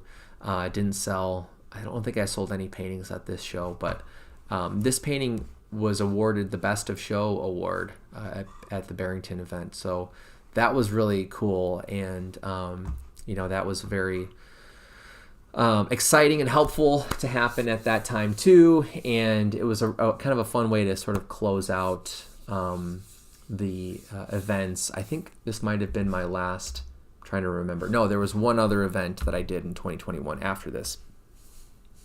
So I was getting close to the end of my first sort of year participating in events in plein air. And, this was a view that I spent, I think, also 2 sessions on. So I blocked everything in that first day. This is the painting that needed to be trimmed down a little bit at the top. And then I brought it back out the next morning. I put a few extra touches on it, and then I framed it and dropped it off at the gallery. And what I liked about this painting was the kind of graphic quality that it has. So it was really fun to paint the neon sign during the day because it wasn't turned on. It just had like that sort of illuminated glow from the sun. So I tried to capture some of that sense of transparency in the glass tubing of the letters, and just the color properties of that part of the sign, and how subdued a lot of the color was. And then it was fun to think about the composition and some of the big shapes and the triangular shapes and angles in the composition. So, I'm pretty happy with how this painting turned out. It was a lot of fun to make. I was painting it right on the main street, so a lot of people were walking by. And, there's this interesting moment that happens sometimes when I'm working outdoors where the first few, maybe the first half of the process, when the painting doesn't really look like what you're seeing and it's fairly, reduced and abstract, people will walk by and go, "What are you painting?" Or they'll look at it and kind of try to figure out what you're looking at. And they'll be excited typically, and they'll want to come back and see it later. But there tends to become a phase where all of a sudden, like for me, maybe it's like 50 to 75% of the way through the process, when like the bones have been figured out, the composition is figured out, there is some, similarity between the painting and the subject, people will start to walk past and go, "Wow, that's a really cool painting," and like, "Wow, that looks just like it," or "Wow, that's so interesting," or they'll share a story about, an experience or a memory that they had with this thing that you're painting. And usually once that phase passes and people start to, share that moment of recognition, I feel like that's when I'm able to go, okay, now I can really start to, almost like personalize the painting or embed more of my own, personal voice into the painting, because I've hit that moment of like, okay, it's recognizable. It's conveying the description of what I see and observe. Now I can really maybe do something more exciting or experimental. And, even at that point, it's not like I would be like, okay, it could be done. It's usually like I still want to do a lot more stuff, but it's nice to have that reassurance from an outside perspective that's walking past and going, "Wow, that looks really cool," or "That's a really awesome painting." So it's funny when that happens, when you're working in a very public space like that. And then this is the first painting that I'll talk about from an event in 2021 in Plymouth, Wisconsin. This was a really quick sunset painting. It's fairly abstract. It's also the cover image for my 2021 Plein Air zine. So again, another quick little plug. I do make my own self-published little books, or zines as I sometimes call them, of reproductions of my plein air paintings. So, this painting is from 2021, so it's part of my volume 1 zine that is still available. These are they're an open edition of printed books. The first volume for 2021 is available for $20 over in my online shop on my website, which is listed right under my little video here. Anyway, this is a very quick sunset painting in Plymouth, and I remember seeing the sky get warmer and warmer and warmer as the sun started to set, and I was like, I really want to try to do a sunset painting. I've never been able to make a what I would call a successful sunset painting. They're one of the most difficult subjects to paint in plein air because they don't last very long, and you have to be very strategic about your process, or you're going to have to paint a lot from memory. It's one or the other. And something I was set on trying for this little painting was like, okay, I'm going to try to draw in with a pencil all of my big shapes and my composition, and even some of the breaks in the clouds that I could see. And then when it's time to make the painting, before I even start dipping my brush in paint, I'm going to pre-mix some of the main colors that I can see in the sky and in the landscape. So I think I started with the landscape just because that wasn't really changing very much. And as the sun was setting and the vibrancy of the sky was increasing, I then was trying to go really quickly and mix up like this particular, golden cadmium yellow medium color, some of these, subdued pinkish salmon colors, and then even the blues that were there. And that gave me something to start with, and I could just go in and fill in those shapes, kind of like paint by numbers almost, where you're just you're filling in an outline that you've already figured out. Once I laid in those first big shapes of color, then I could think about edges and smaller shapes and transitions between colors. I could really try to, dial in some of the values that I could see. But for the most part, it was a very fast, very, quick impression of the sunset. And this painting ended up receiving an award during the award ceremony. It was given the Sunshine Award, which was pretty cool. So one of the ribbons that I have in my studio is called the Sunshine Award. And that was for this small little landscape sunset painting.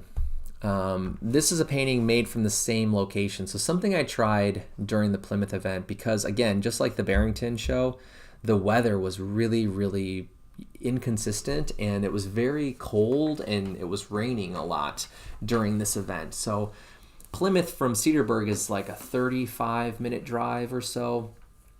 And I'll remember here pretty soon, because in like a week, I'm going to be driving up to the Art Center to jury an annual juried show. I was invited to be the juror and the awards judge for their juried show this year, so I'll know how far away it is here pretty soon. But anyway, because it was a pretty far drive, and I didn't plan on camping or finding a place to stay, my plan was always to just make day trips during the week.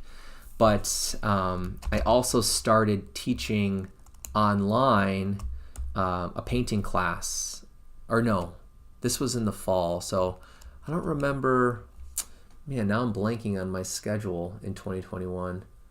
I don't remember if I don't think I was teaching yet at this time, because this was in like October of 2021. Regardless, the weather was really bad, so I only drove up for one day and painted during like a day and a half. So it was like the day before we turned in our paintings. That whole day I went up and I painted all day, and then I came back the next day, painted in the morning before I had to turn in my paintings. I'm pretty sure that's what I ended up doing for Plymouth. And there was a nice break in the weather where the sun came out and the sky cleared up, and I was able to make this landscape painting of a grouping of trees that I painted in a different panel that I'll show you in a second here. But my whole strategy for that event then, because of the weather and because I didn't have a lot of time, I was like, I'm going to find one place and make all of my paintings in that one place. So I drove around the country, and I think after Barrington, which is a very urban, architectural area, I wanted to paint something more natural. I wanted to paint farms and trees and the sky and get away from structure and buildings. So I found this little farm out in the countryside in Plymouth and painted this particular batch of trees a couple times. So this is a smaller painting. This was probably like an 8x12 panel. And then this was my larger painting for the show. This was like, I want to say like a 12x20, somewhere in there. And I still have both of these paintings. I can't remember if I still have this painting or not, but I reframed this one. And anyway, this painting was a 2-session painting, I remember. And this is obviously when the weather was still kind of raining and cloudy and just really moody, which I kind of fell in love with that aspect of this painting. I like that it has this like Halloween kind of eeriness about it, and the use of transparent paint was really fun to push. So I also was interested in playing with shape and layering and thinking about texture and edges as my main sources of variety in this painting. So a lot of the painting is fairly thin, transparent paint. Like the whole foreground field area is pretty transparent. You can see my orange toned surface of the panel that I painted on, but most of the texture is happening up in the sky around the trees, where I was thinking about carving into the masses of the tree shapes that I had laid in earlier. But yeah, so all of these are oil paintings, and that concluded the Plymouth event in 2021. And let me see, I don't know if some of these are actually from 2022 or 2023. This looks like it might say 2023.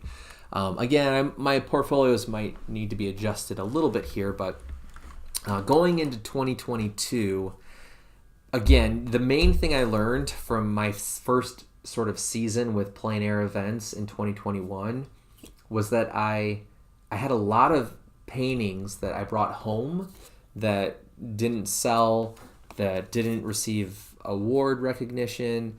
They were paintings that I wasn't super proud of and satisfied with. Some of them I was pretty happy with, but a lot of them I was like, I could have done better. I could have made better work. And I kind of felt like I got distracted by this idea of like quantity over quality. And a lot of that I think stemmed from the fear that if I didn't produce enough paintings, I wouldn't have enough good paintings to select and to, apply towards the awards or to hopefully make sales with. So because of that realization, in the off season, like in the winter and the early spring of 2022, I intentionally went into my second year of plein air events, wanting to focus on, forming deeper relationships with my subjects and spending more time on my paintings and giving myself permission to really connect with my paintings across multiple sessions. So I was trying out some new materials. I kind of fell back in love with canvas actually over that off season too. Like there was something about painting on wood panels at those events and painting really quickly that made my paintings feel, to me, a little bit too synthetic, and they didn't have that warmth of like organic, imperfections. Like there's something about the slickness of a masonite panel that just feels like plastic to me a little bit now. So I was like, I'm going to go back to canvas. I want to try painting on canvas with my plein air work and just see what happens. And, I immediately was super satisfied with some of the effects of surface quality and paint handling that canvas offered. So because of the weave of canvas, and this is all cotton canvas, linen is very expensive, and I, up until recently, I'd never used linen before. But on cotton canvas, the weave is fairly noticeable. All of those little dots are the surface of the canvas. So because it has this rough organic texture, it breaks up your marks and your paint in a very organic way and kind of scatters the paint as you drag your brush across the surface. And honestly, that was something that I really liked right off the bat when I started using canvas again. So this was a little cloud study. I think I made this inside looking out my window of our apartment. Pretty sure, or maybe this was from a photograph. I can't remember now. There's two cloud paintings in here. One of them was painted from plein air, but inside, like looking out a window. And I think this one might have been from a photo that I took. Or maybe it was just invented. I don't know. But it's small. It's like a 6x8 panel. So is this one. These are little test panels that I made with plywood and cotton canvas that was glued down and mounted to the plywood and then sealed with a new medium that I'd never used before from Golden called GAC 100, which is my sizing medium that protects the organic fibers of the canvas. You can also do this over wood. Basically anything that's organic that you want to seal before you prime as an oil painter to protect the integrity and the strength of that organic material or organic substrate. So I was trying out some new materials with the canvas as well, trying to find a different approach to my surfaces that I was more interested in. Again, moving away from very smooth, slick surfaces like plywood and masonite. So I was sealing my canvas with that, and then I was priming it with a Utrecht Artist Gesso. So very high pigment titanium acrylic ground. And I was pretty happy with the surface of those. So these were kind of some small test pieces of those materials. This was painted in plein air over in the Cedar Creek Park. Megan and I were still living in that duplex near Cedarburg, so I would go and bike over there or just walk with my gear and do these small paintings in plein air. And this is a backyard painting This is an 8 by 10 inch painting of our canoe and kind of like garage little concrete pad that our house we rented out of had in the backyard. I really liked the shape of this tree trunk in the backyard too, so that's what caught my eye. And this was like a 2 or 3 session plein air painting that I made in the spring of 2022. Again, I was kind of trying to test out this canvas surface, and one of the things that's really satisfying about painting on canvas is that the tooth of the canvas will, some people would say, eat, or absorb a lot of your paint. So because there's these little imperfect, variations to the surface of the canvas, unlike a panel where you drag your brush across a masonite panel and your paint is going to glide really easily and very smoothly, on canvas that tooth is going to catch your brush and it's going to catch the paint in different ways. And I really liked that aspect of the surface of the panels. So I was getting used to using more paint in my plein air paintings, and because just as a direct result of using canvas versus a smooth panel. So this was a painting that I really started to realize, like, wow, I can get some really nice textures and really interesting edge qualities and relationships when I paint on canvas. And I still have this painting. It's currently in a white handmade float frame that I had finished a couple years ago.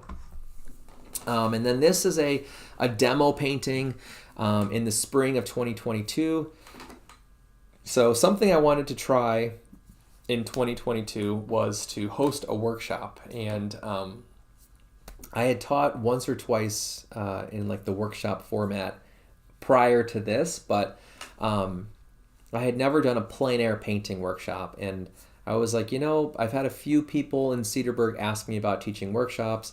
I'm going to set kind of an independent workshop up through my website where people can register through my shop. I'll have all of the information there. It's really straightforward. And I was like, because this is a new thing I'm trying, I don't want to open it up to a lot of people. I also didn't have a studio where I could kind of centralize the workshop. So I just planned everything through the Cedar Creek Park, which again was just right down the block from where we lived. And it's a very central location to people that live in the area. So that was my plan. And I opened it up to 7 spots or seats, and it sold out within like 2 months of advertising and sharing the opportunity. So I was really excited to get to teach, and it was a really helpful source of income during this time, and it just gave me a little bit more padding through the spring of 2022 and going into the summer events. So this was something that I had experienced for the first time in a 2-day. I'm trying to remember if it was 1 or 2 days of a workshop. It might have only been a 1-day.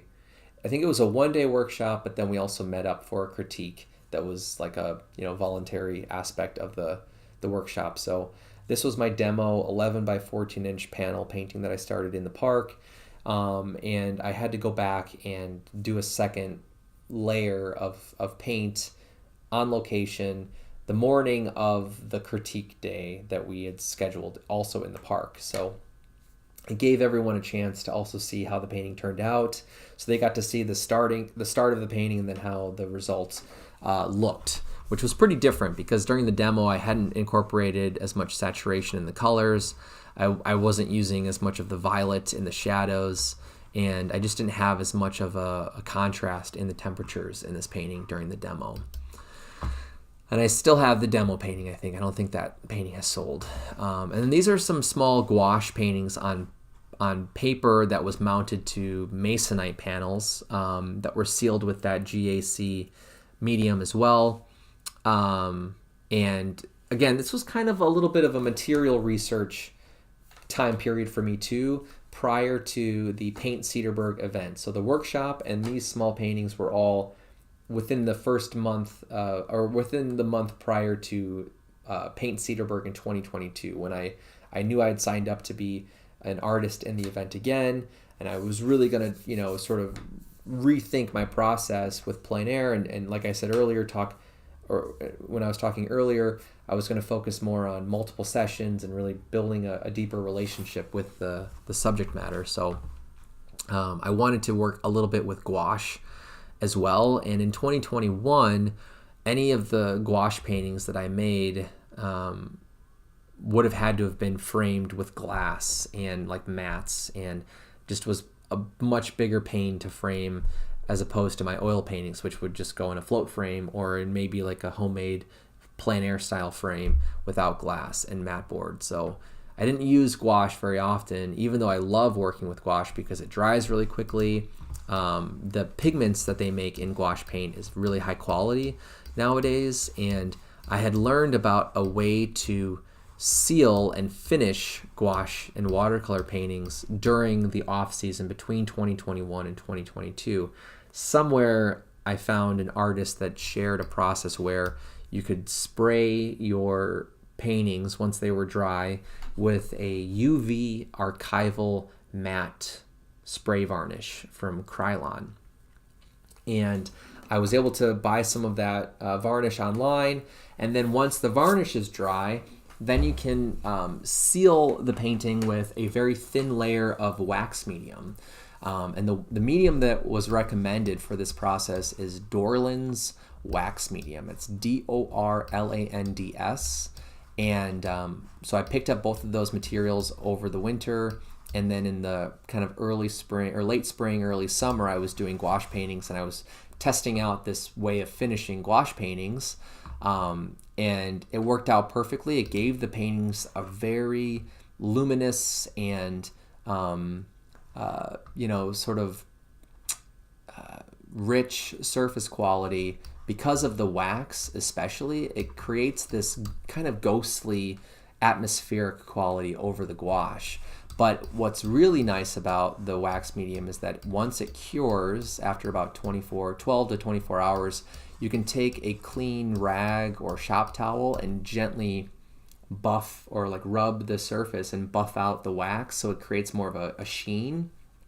And that last step in the finishing process is what really convinced me, like, okay, I really like this look of the gouache paintings. I don't need the glass, I don't need the mats. I can just frame them like all of my oil paintings in float frames or in other style frames. And then I started using gouache a lot more often outdoors in plein air. So this was a little backyard 4x6 inch painting on, I think this was on River Point paper, which is a printmaking paper developed by the UW Stevens Point paper engineering program. And it's a type of paper that I've been using since I was an undergrad art student in Stevens Point, and I've grown to really like that paper, especially for painting, like with gouache.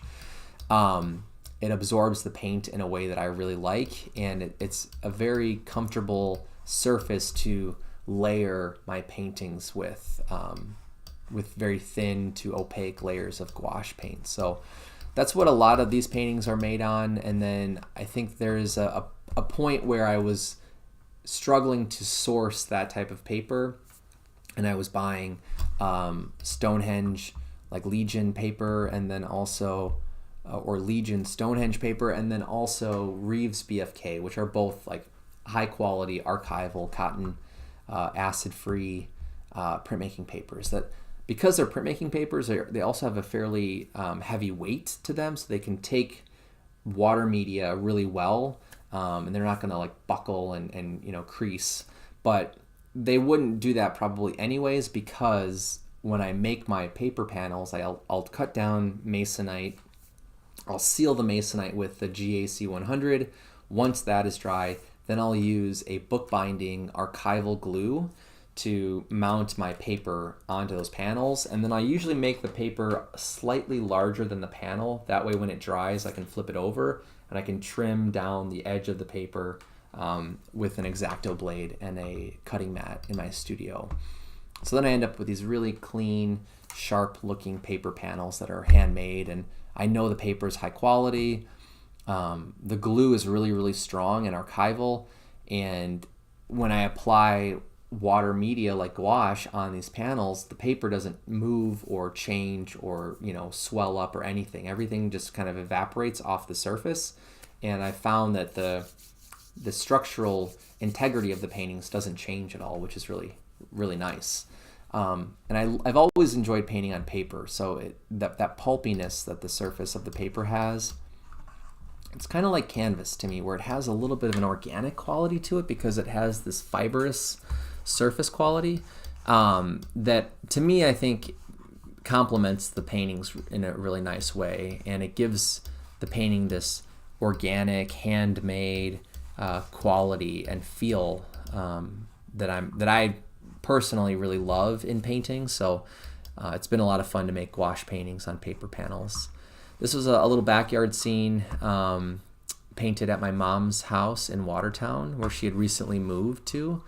So I liked the little cutout shapes of the shed and her neighbor's garage and that kind of stuff. Some of these paintings were made in Cedarburg in our backyard. Like, this is a view of our neighbors' backyards, who we share a fence line with. Just as like a little study of a neighborhood scene. I really liked the cutout shapes of negative space and all of the shadow to light patterns that were on the rooftops of these buildings. And these are fairly small. Most of them are either 4 by 6 inches. I think this is like a 3 by 6 inch ratio. Because I make all of my own panels, I can cut out any size ratio that I want. So a lot of these are sizes that you might not be able to find ready-made from stores, and it allows me to play with some really interesting ratios in my composition. So this is a 1 by 2 ratio. It's a 3 by 6 panel, and this is a view. This was painted during the Paint Cedarburg event. So now we're looking at some of the Paint Cedarburg paintings from 2022. So this is my second time painting in this event. So I was doing a bunch of these little gouache paintings over that first weekend around Cedarburg because on Sunday they have a kind of like pop-up event with the full like festival or within the full week. So on Sunday, like your second or third day that you're there, in the afternoon you bring your paintings that you've been making in downtown Cedarburg and you display them on your easels, and there's a sale. People from the public can come and purchase paintings. So I went into my second year wanting to just make a bunch of small little paintings and offer them for sale during that Sunday event. And then I could focus on some larger paintings for the actual exhibition. So having done the event once, it gave me something to kind of compare, an approach and a way of working that made me feel more comfortable working on multiple session paintings versus these small single session gouache paintings that dried really quickly. They were really easy to frame. They were very, they were very easy to finish with the wax and the varnish process that I talked about. And it gave me a chance to play around with compositions and not feel like I have to really love the composition before I begin painting because I'm going to spend multiple days on a painting. It was like, okay, this is going to be a quick 2-hour, maybe 3-hour painting.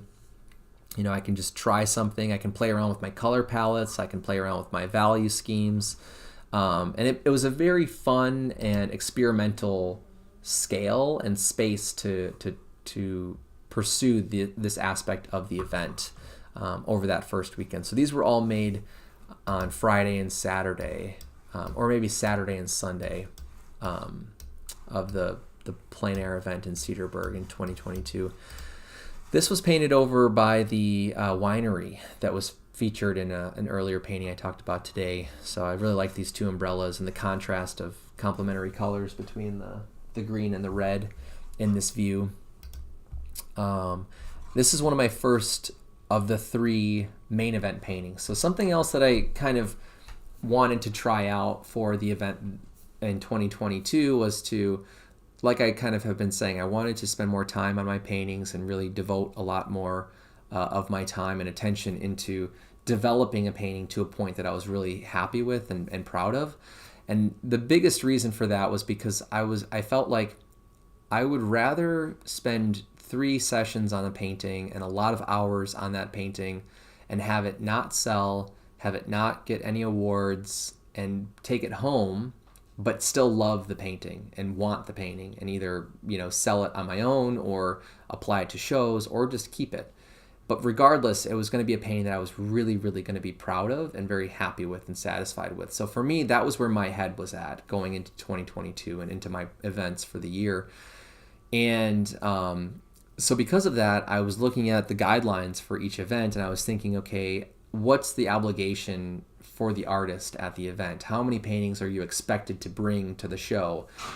And in Paint Cedarburg, sorry, my dog is, I don't know, he's acting kind of strange right now.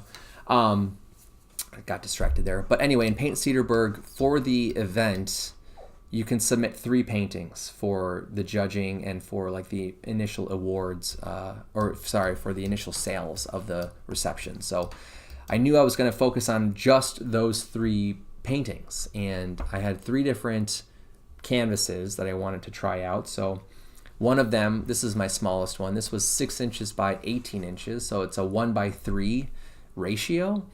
My second one that I worked on was a 1:2 ratio, and that was 18 inches by 9 inches. And then my third one was a 1:1 ratio. So I was also trying to experiment a little bit with compositional ratios and really trying to give myself some wiggle room to play around with design and compositions and interesting formats like this 1:3. I didn't know if it was going to be a horizontal landscape format or a skinny vertical portrait format, but I ended up going with a alleyway scene looking down off of the main street in Cedarburg as kind of as like a late night nocturne painting. This one was really fun to make. My favorite part was this very greenish blue glow from a street light down on the next block. So you could see all the way through this parking lot underneath some trees and between the buildings of this little alleyway. And I really like that cool temperature shift against the warm incandescent lights that were in the foreground here.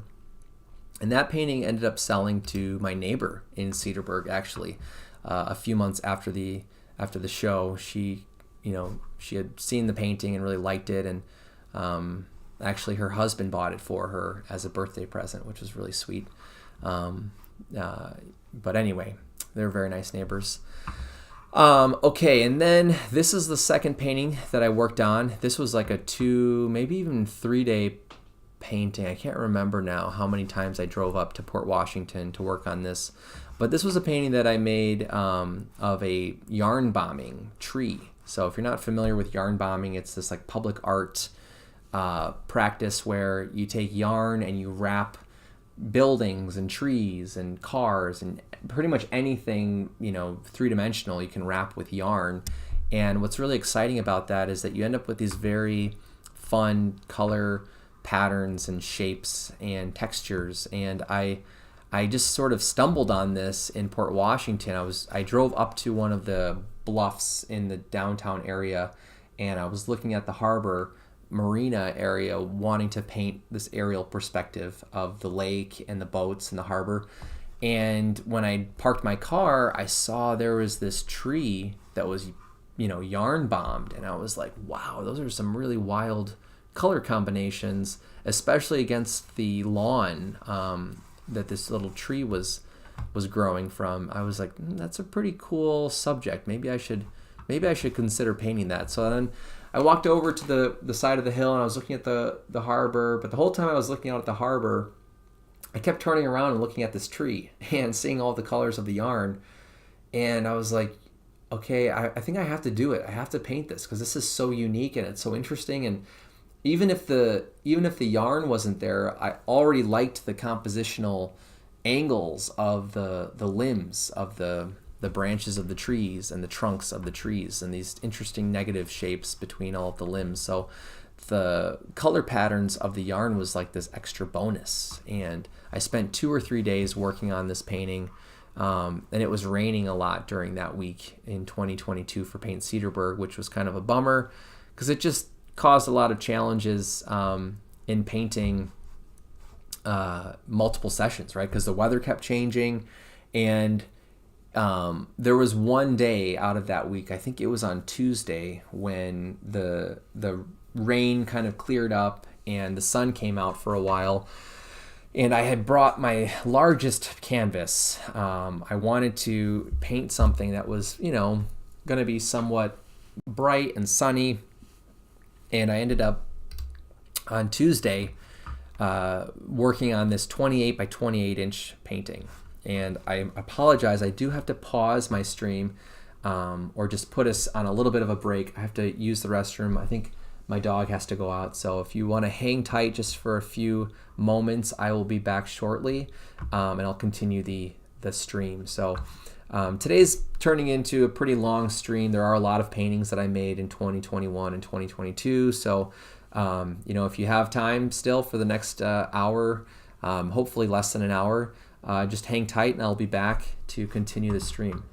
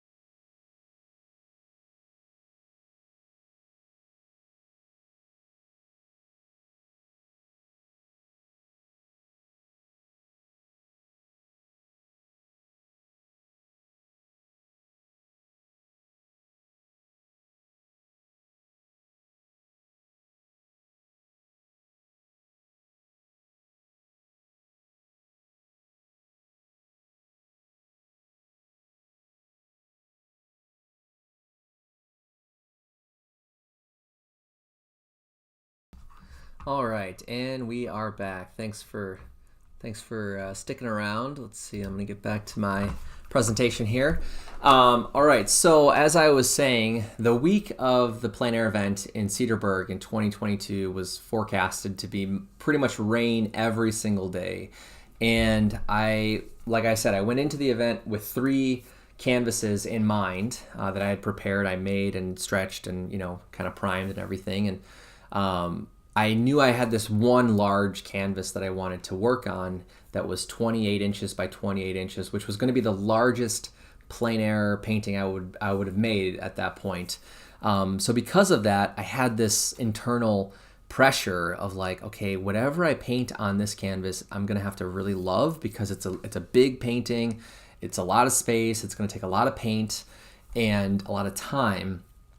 And I was watching the forecast, and there was one day that it was projected to stop raining, and that was on Tuesday, which the event starts, I think, on Saturday. So it's like right in the middle of that whole week.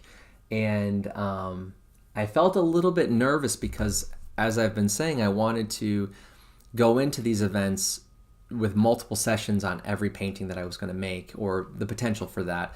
But because of the weather, I was like, this is such a big painting. I don't have a very good cover, setup that's very mobile. I was like, okay, I'm going to go to that one location that I painted at last year along the lakeshore on County Road LL. I'm going to see if maybe I can paint that view. And I went there in the morning, got everything packed up. Megan was teaching still at that point in the year, and I didn't want to leave our dog, Lenny, who we only had for... I'm trying to remember now. Yeah, we only had him for about 4 months at that point. So, I didn't trust leaving him in our apartment for the whole day by himself, and I knew I was going to drive pretty far away, so I didn't want to have to come back and go back out. And I brought him with me, and I went to that spot, and I set up everything, and we had a like white gazebo, farmer's market tent kind of a gazebo thing that I set up because it was really sunny. And I brought a stake with a leash to kind of, ground the dog in my area where I was going to paint. And I started blocking in this painting, not the one that we're looking at, a different one of the lake shore. And within like 20 minutes of starting that painting, I started to see this wall of white, just thick fog coming off the lake towards the farm, or like towards the landscape that I was painting. And I immediately just thought to myself, like, oh man, like, please don't do this. Because again, I've seen this happen on the Lake Michigan shore in Wisconsin before, where fog will just roll in and it'll cover everything in a blanket of dense white fog. And as a painter, that's like, worst case scenario. So I'm watching this slowly like roll up the landscape, hoping maybe it's just kind of a fluke thing, it's going to go away. But then as that's happening, I hear this little like farming gator vehicle pulling up behind me, because I was parked in the driveway of this big field right off of this main LL County road. And these two farmers are kind of rolling up, and they're kind of looking at me like this as they come driving up behind me, just kind of like, not looking very happy to see me. And they parked right behind my van and got out, and or actually I just walked over to them and I said, hey, is it okay if I'm painting? I immediately was like, is it okay if I'm painting here? And they said, have you been here before? And I said, yeah, I painted here last year. And they said, yeah, we thought we recognized your van. And basically they spent the next like 5 minutes kind of grilling me about how I should have asked permission from their dad, who owns the field. And then they started asking me about my paintings and about the reception and about the exhibition and if the paintings are for sale. And you could tell they were kind of tiptoeing around like, hey, are you making money off of our view?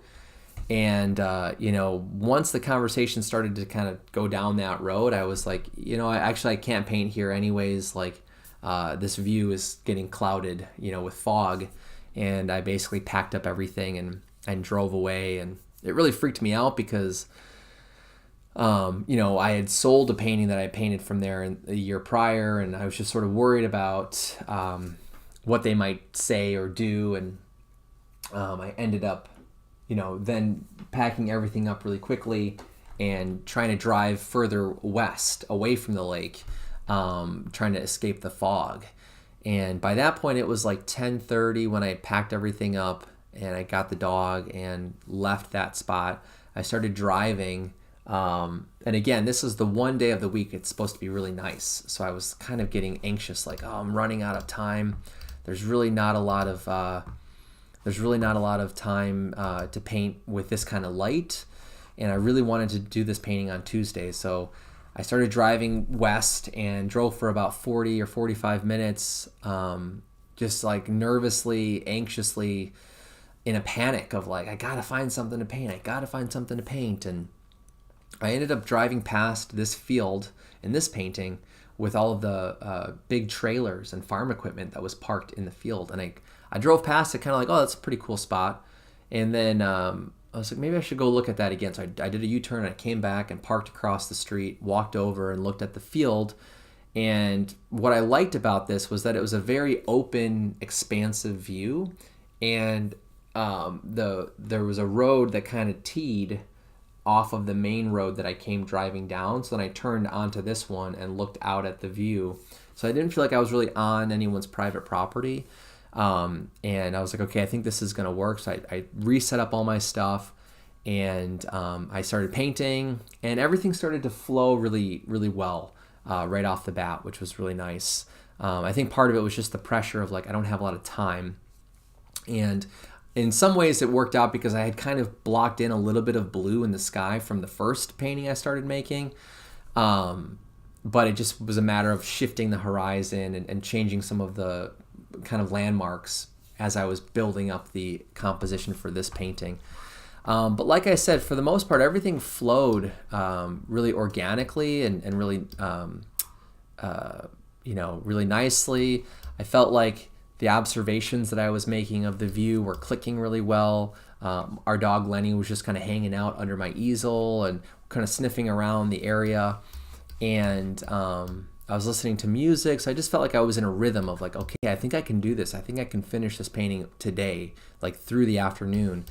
And it was going pretty well, and cars were driving by, and I was in a spot that wasn't that public. Like people really didn't notice me that often, but there was one car that was this green kind of 50s or 60s collector car it was a convertible, and this couple was driving in it, and they came down, and I kind of looked over, and as I looked at them, they were looking back at me, but they kept driving. And I was like, okay, and I kept painting, and like a minute later, I saw Lenny kind of stand up, and I turned around, and they were coming and, sort of parking on that road that came to a perpendicular T.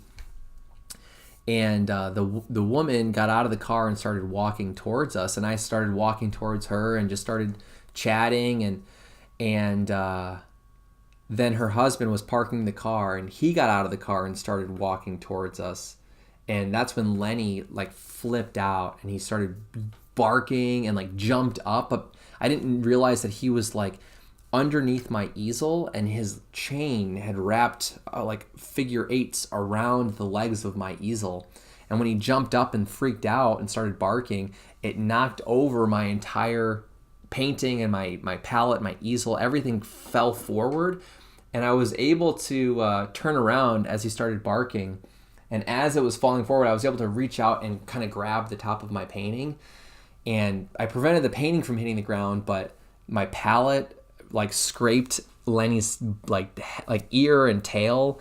And I remember he had phthalo blue paint like rubbed into his hair for the rest of that summer. Like he had some blue spots from phthalo blue, which thankfully is not a very toxic pigment. So that was nice not to have to worry about. But my Gamsol spilled out, and my brushes flew everywhere. And then I was still trying to talk to this couple because they were asking about my painting and asking about the plein air event and the show and all this stuff. And I was very flustered. And meanwhile, Lenny was still barking at them. So I was just like, I'm sorry, I really have to get back to work, and had to like pick everything back up. And by that point, all of the momentum that I had started to get just totally like evaporated, and I was like really frustrated again and kind of flustered, and I didn't have my Gamsol, and I was missing stuff, and Lenny was all blue, and I was just like, man, this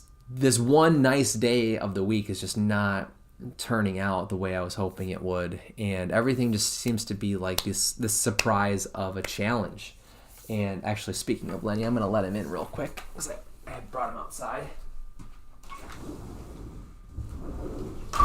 And everything was a challenge, but I was able to call Megan, and she came and had picked him up and took him home after she was done working that day, and she was able to bring me my Gamsol, so I was able to continue working on the painting until like 4:30 or so, and until the sun was starting to kind of change and start to set. But this whole painting was really a journey of just dealing with surprises and problems that were not predictable. And it was a pretty crazy experience, but in the end I was like, I'm pretty happy with how the painting turned out. There were some interesting moments that turned out better than I kind of anticipated. Like I really loved the way that the farm equipment turned out in the painting. The other thing that really changed my emotional journey with this particular painting was that after Lenny left, and I was like ready to just sort of be alone and focus with my music and painting, there were some farmers that showed up in trucks, and initially I was like, oh man, am I gonna get kicked out again? And I immediately got really nervous as they were pulling up, and they stopped right at the driveway where I was sort of sitting and painting. And I was like, is it okay if I paint here? And the first guy that came in was like, he said he like rolled his window down and was like, "Are we going to be in your way if we're working?" And I was like, "This is your guys' field. Like, you do whatever you need to do. Like, I just hope it's okay that I'm here painting." And they're like, "Oh no, yeah, no worries. Like, you should stay. You can paint. You know, if you need anything, let us know." And then like 2 other trucks with trailers came in and they started doing some harvesting of this field. And what I liked about that moment, obviously, was that I didn't get kicked out. It kind of restored my faith in some of the, you know, community members in Wisconsin and some of the farmers that I met painting. But then also that they brought in some more objects that were placed out in the field and kind of moving around, and it gave me more to work with in the composition. So then I was able to incorporate like this little blue truck and this farmer in a white shirt that was working on this tractor off in the distance.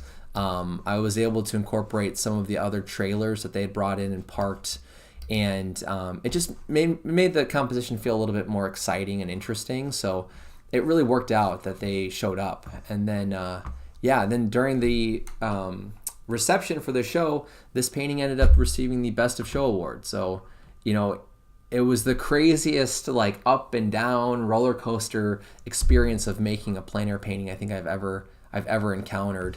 And it just makes it all the more like, you know, satisfying that the judges for the event in 2022 resonated with this painting, and there were things that they really liked about it. And part of the award for the Paint Cedarburg Best of Show award is that the painting goes into the collection of the Cedarburg Art Museum. So that, on top of the, you know, monetary award, was just the best feeling to know that this painting is going to be in a public collection here in Cedarburg, you know, for the foreseeable future. It's a very satisfying thing to know. And I'm really happy with how the painting turned out. And again, the overall reception for the painting was really exciting. And I still have the little card of the judges' notes that they had shared on why they picked this painting. And it's always nice to go back and look at those comments from judges, and they're like, it's a fun way to recharge your confidence, and it's a little bit of like an artist ego boost when you're going through moments of doubt or you're unsure about what you're making. It's nice to know like there's things that we've done that work, and there's things that are really interesting and exciting, and how do we get back into that inspired mindset, you know? And sometimes those moments happen through struggle and through perseverance of challenges and unpredictability or factors that are out of our control. And that's what leads to, you know, some of the decisions that lead to the best results. You know, it's something I think that we can't really just go out and manufacture and plan. It's sort of putting yourself out in the elements of unpredictability sometimes is the best chance we have at making work that's going to inspire us and leave a lasting impression on us. So this was another one of those gouache paintings I made earlier in the week for Paint Cedarburg. I was doing a little window self-portrait kind of reflection study. This was really fun to paint. This was a painting that was collected by a couple of collectors I have in Milwaukee, actually. After the event was over, they purchased this painting from my online shop. All right, and then right after Paint Cedarburg, I went out to Jefferson for the Jefferson Plein Air event or festival. This was the quick paint that I made. This is a 6x6 inch gouache painting on a paper panel. This was purchased by one of the other artists in the show, actually. David Williams purchased this painting, which was really, you know, it's a big honor when artists like your work, but then also to have someone purchase it is it's a really big deal. So that was really cool to have happen. And this painting won Best of Show for the quick paint category, actually, which was really awesome too. And then these are some of the main event paintings I made. Kind of took the same approach for Cedarburg. I went into it really only going to make the minimum required amount of paintings for the exhibition and focus on those few paintings as opposed to making a big batch and selecting a few to enter into the show. So this was a painting that I tried out an idea that I had been wanting to explore for a while, which is having multiple scenes in one plein air painting. And all of the scenes are plein air, but it almost has this like screensaver desktop background kind of format where there's these floating compositions within the painting. And honestly, this is something I really want to go back to and try again. I might do something with my art servancy residency right now that I'm working on this year. I've been, in the back of my head, I've been kind of contemplating maybe trying this format with that residency. So we'll see if that happens. But yeah, this was a field out in Jefferson that I had painted. I think it was like a single session painting. And then I brought the canvas, once it was mostly dry, to 2 other locations. This was a view kind of by the railroad tracks in Jefferson. And I painted this one first off in the corner. I didn't want to do anything right in the middle because it was a new idea. I wasn't sure if it was going to work out. I was kind of nervous to try this. And, I had spent a lot of time rendering and painting this really, kind of idyllic farm scene here. And then after I made the first one, I was like, wow, this is actually kind of fun to have this, immediate juxtaposition of composition and space. I brought the canvas over to the downtown Main Street area where I was working on another painting and did this sidewalk view of a tree trunk that was cut down, but that's surrounded by bricks on the sidewalk and some spray paint details. But I really was drawn to the warping bricks because the tree trunk roots had like expanded and pushed the bricks up into this kind of bulbous surface shape, and the grid of the bricks created this interesting curved feel that was a lot of fun to paint. So that's probably my favorite part of that painting. I think this is a 9 by 18 inch canvas. So again, this is like that 2-to-1 ratio. So Jane is asking me, did I have a plan and tape off? How did I get the edges so sharp? Honestly, what I did is I have these paper viewfinders that I make out of like mat board or cardstock, and I use them to trace my my views in my sketchbook. Like I will use them as a viewfinder, but then I'll also take the paper and I'll trace the inside of it on a piece of paper in my sketchbook, and then I'll make my thumbnails in there. But I took one of those viewfinders and I traced it onto the painting with I think either a pencil or a pen. I can't remember now.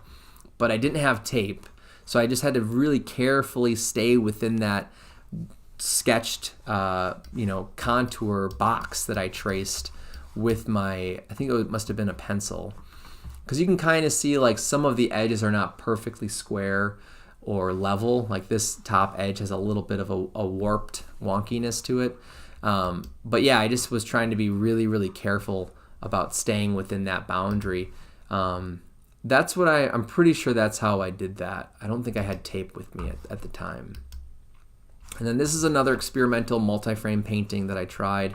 Originally, this painting, it's of a sidewalk street view under a bridge, under the main street, one of the Main Street bridges in Jefferson. And actually, that Jefferson is where Jane and I met for the first time in 2022.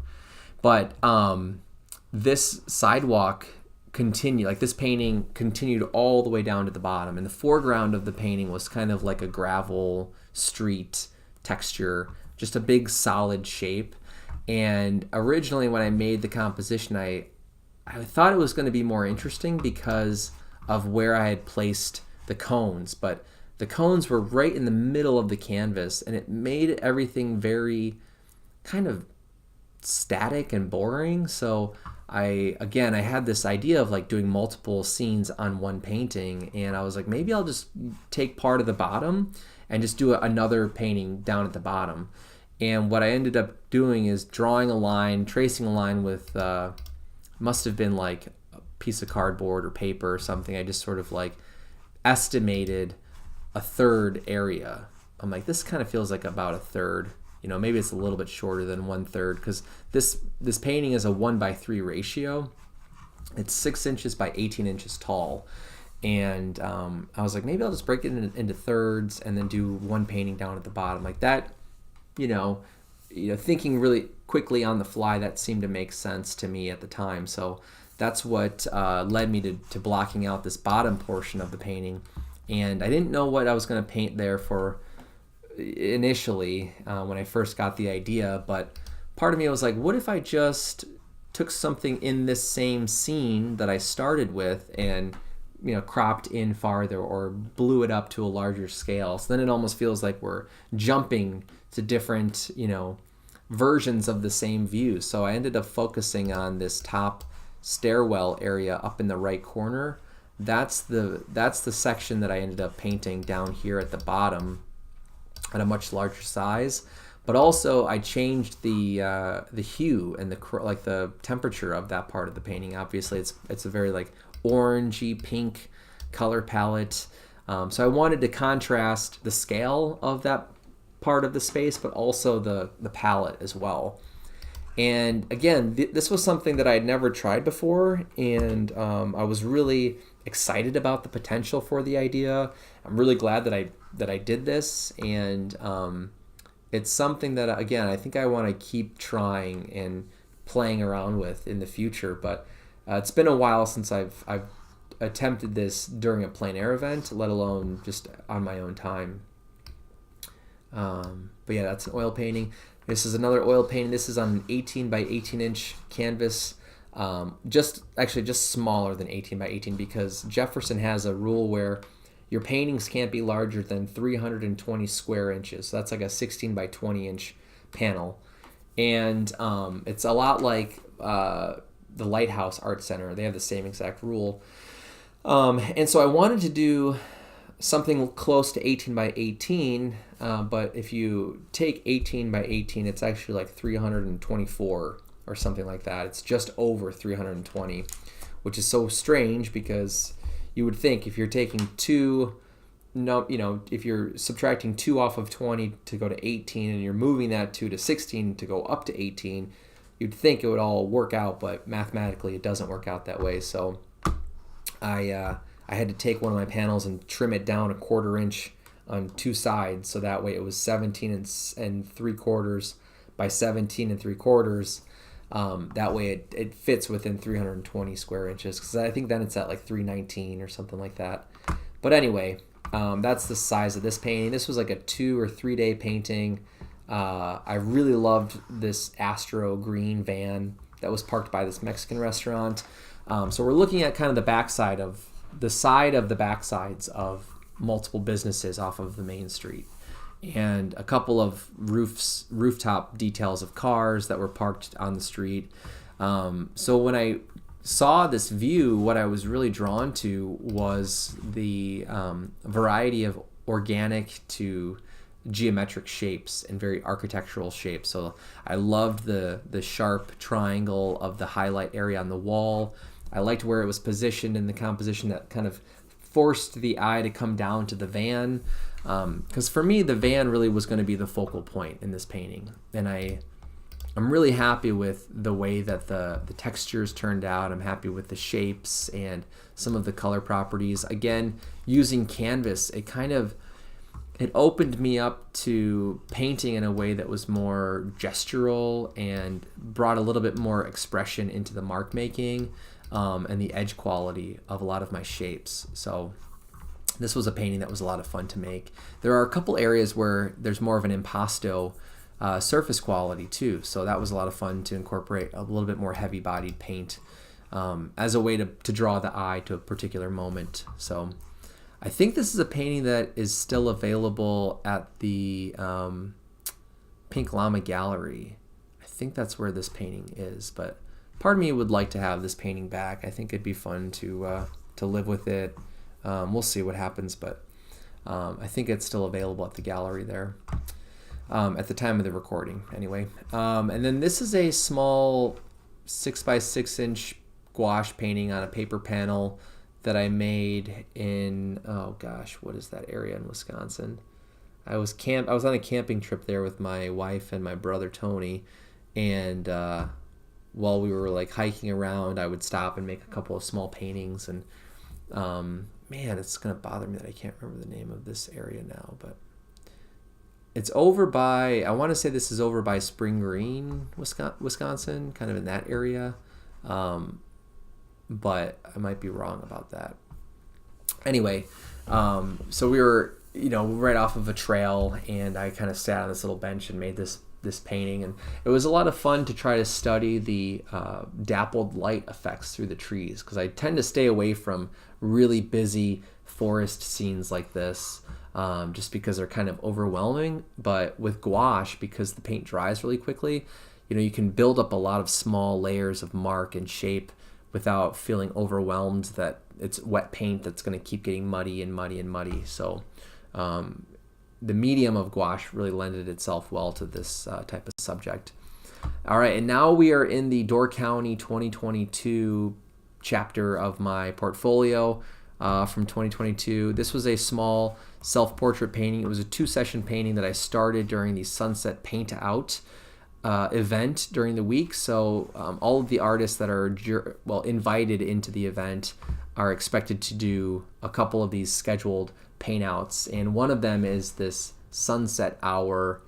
It's a 3-hour window, but it's early evening hours in I think this is in is it Sister Bay, I think. And the challenge of painting there is that it's a lot of docked boats, and there's park equipment, there's obviously the water and the sunset. But when I was there, I was drawn more to architecture and shapes that I'd been painting throughout the week. So I ended up doing this self-portrait painting on the sort of side of a condo, and I wasn't able to finish it during that first session, so I had to go back later in the week and put a few more hours, or at least another hour, into the painting.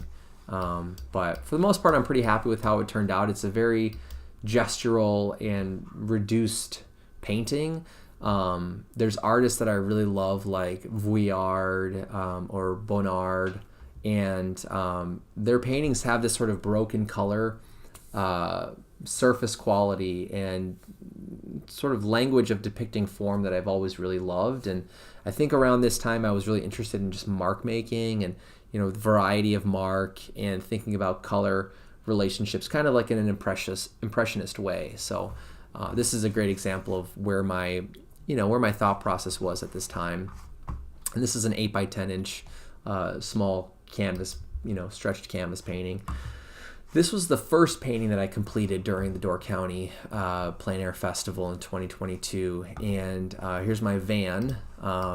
I was roaming around the countryside looking for farm scenes to paint, and I don't typically paint water scenes, so I spent a lot of time inland on the peninsula, whereas I think a lot of artists try to go find spots around the lakeshore. I was intimidated by painting water, so I ended up just driving around some of the farm scenes. Plus, I think I just like painting the landscape a bit more than water in general. And I ended up passing this discarded freezer refrigerator on the side of one of the main county roads, and I drove past it and turned around and came back and looked at it. Walked up to it and sort of like really tried to understand the positioning, and I tried to see if maybe a composition could work. And I had brought some of these 6 by 18 inch canvas panels that I made, and I was like, it'd be kind of cool if I anchored the freezer on one side, and then had a very big open, 2/3 of the painting to kind of counter that visual vertical. And that was what I ended up going with. And I had to paint this sitting on the side of this county highway where cars were going like 65 miles an hour. And I was just sitting off in the grass, like right off the shoulder. Luckily, I had brought with me some of my, or a pair of ear protection, like earmuffs that I use in my wood shop. And I just wore those while I was painting the whole time, just to kind of cancel some of the noise. And because a lot of times for me, if I'm painting and it's really loud, it kind of starts to wear me out, and I feel exhausted mentally, which then doesn't help when I'm trying to focus on painting and make very important decisions when I'm painting. So I've learned that it really is useful if you have some of those resources just in your vehicle, just in case you're in a position where it's really loud, or if it's raining, or if it's really sunny, to have umbrellas and hats and sunglasses and sunscreen. It's like, just make sure you have everything for the off chance that you really need it, because I've also seen artists that go to an event and they aren't prepared for some of the elements, and then that affects the rest of the week, let alone that one session. So you're very, aware of your time crunch, and the last thing you want to do is lose time because you're dealing with those sorts of issues. But this was a painting that I ended up gifting to my hosts from the event. This was the first time that I ever had volunteer hosts, where I had a place to stay, and I'd never, dealt with living in someone else's home during a plein air event before. And they have this beautiful, beautiful house up on a bluff on the peninsula overlooking Green Bay, and their backyard is this view, but there's a bunch of trees that break up the view, and I didn't really want to paint the verticals. I wanted to focus on the water and the islands and the sunset. So this is a 9-inch by 18-inch canvas oil painting that I made, I think, over 3 sessions throughout that week, because kind of like the Paint Cedarburg event in 2021, in 2022 in Door County, we had the same kind of week in terms of weather. It was really, really sunny every single day. It never rained. The sunsets were almost identical multiple days throughout the week. And it was really easy to go back and work on the same painting because the light was very similar to the day before or the couple days before. So luckily, I was able to work on this sunset painting across 3 different nights. And it's kind of a Frankenstein version of all of those sunsets together, which is kind of cool. It didn't sell during the show, so I was like, oh, maybe I'll just give it to my hosts as kind of a thank you gift for hosting me, which made sense because it is their backyard. But yeah, and I did get to stay with them last year in 2023. So Megan and I have become pretty good friends with those hosts, Tim and Marcella. And then here's a random painting that was made actually in Cedarburg, not part of any event. Just, I don't know why it's in this part of the portfolio, but a little, 4 by 6 inch gouache painting of a window called Peach Cream, I think, something like that. All right, back to Door County. This is a 9 by 18 inch panel during one of 2 scheduled paint outs that we had to sign up for. So part of the Door County Festival is that you have to register your paint outs from a list of 2 different locations on 2 different days. So in total, it's they're 2 3-hour sessions in 2 different places across 2 different days. And I chose Bailey's Harbor, which is where I want to say that's where this painting was made. And then I also chose, in 2022, I chose this historical society village that's kind of inland. I forget exactly where it is, but I think this is downtown Bailey's Harbor on the peninsula. And I really liked this barbecue food truck and just the composition of the shapes. And there's this really cool motel with a outdoor swimming pool in the parking lot. So it has a very, kind of retro-y feel from a distance. So that's sort of what drew me to this location.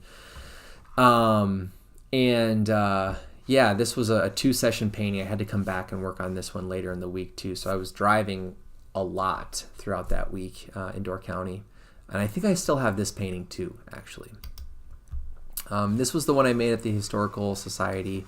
I was really into painting windows during this time, painting my reflection and painting the abstraction that you find on the reflection of a window. Again, kind of like the lacrosse painting, thinking about interior space and reflected exterior space being sandwiched on one single plane, and the way that everything is fragmented and abstracted really held my attention a lot during 2022.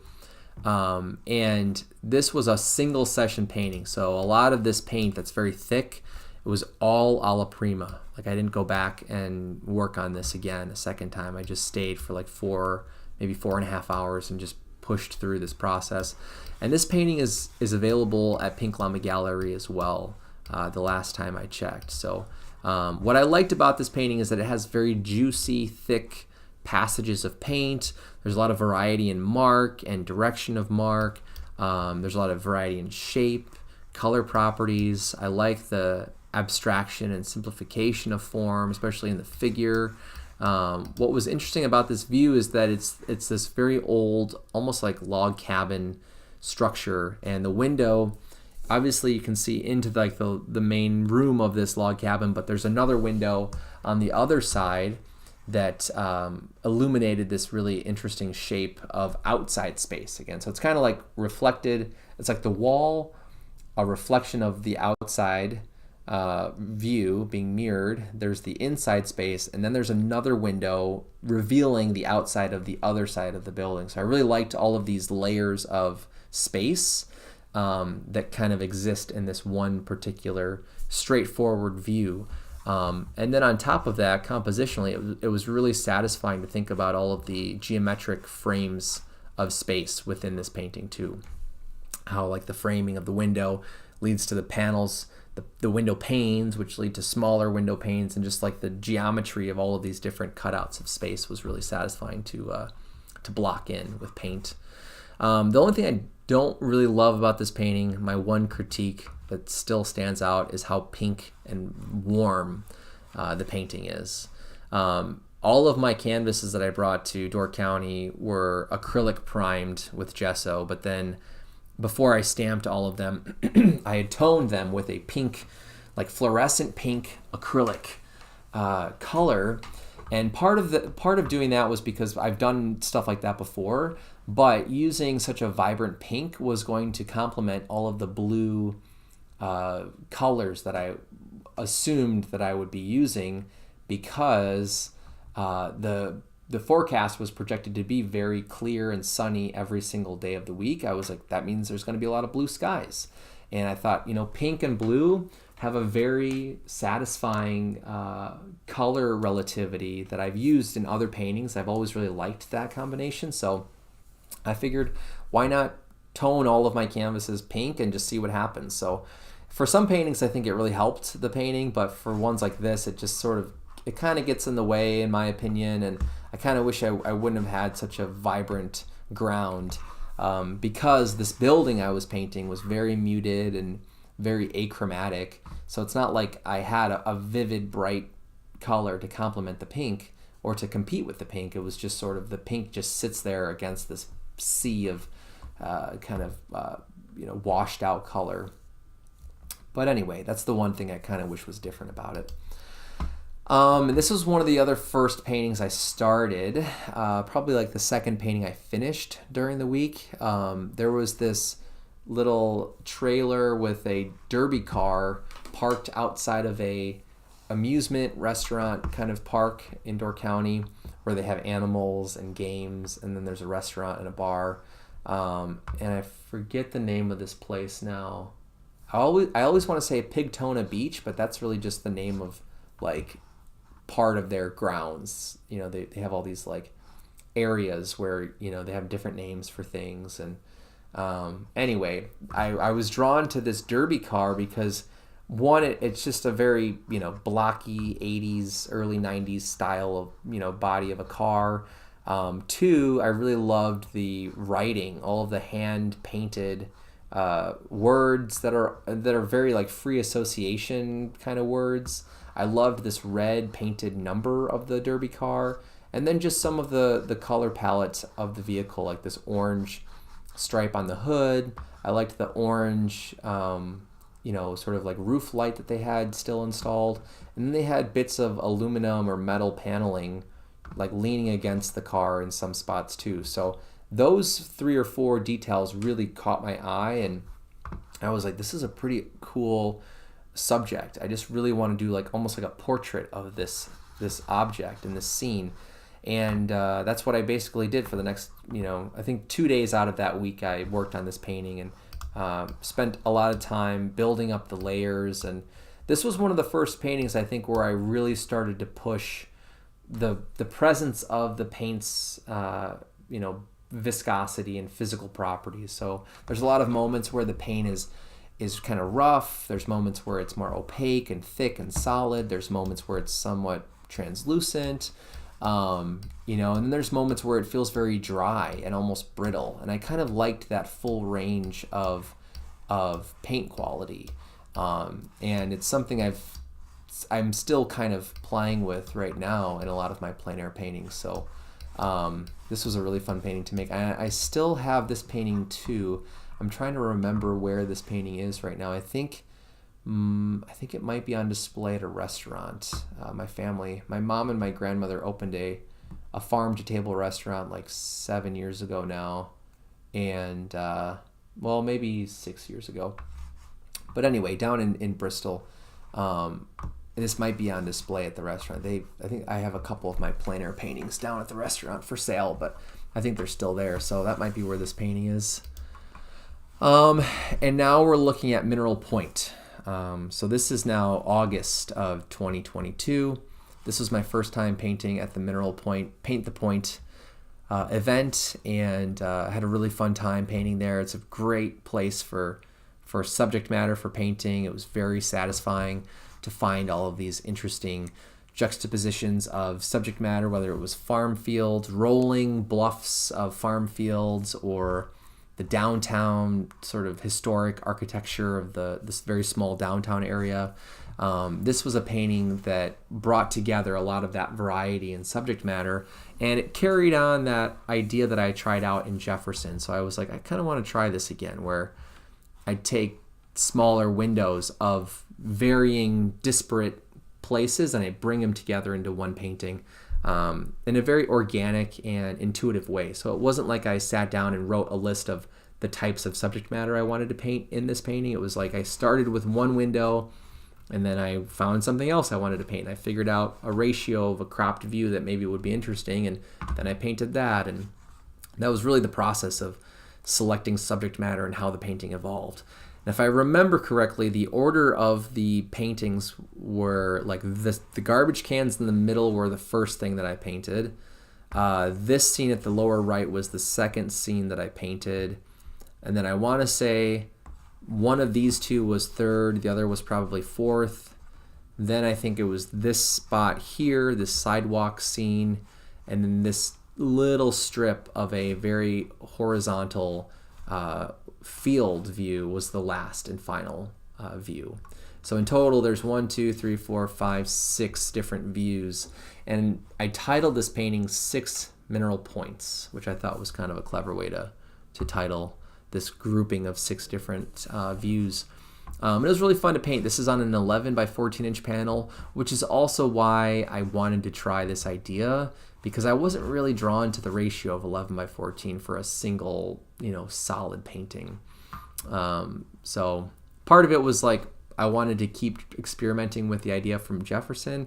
The other part was just I didn't like the ratio of this type of panel, and I didn't have time after Door County to make new panels and frames, so I just had to go through my inventory of past substrates and frames and just sort of group together some surfaces and frames.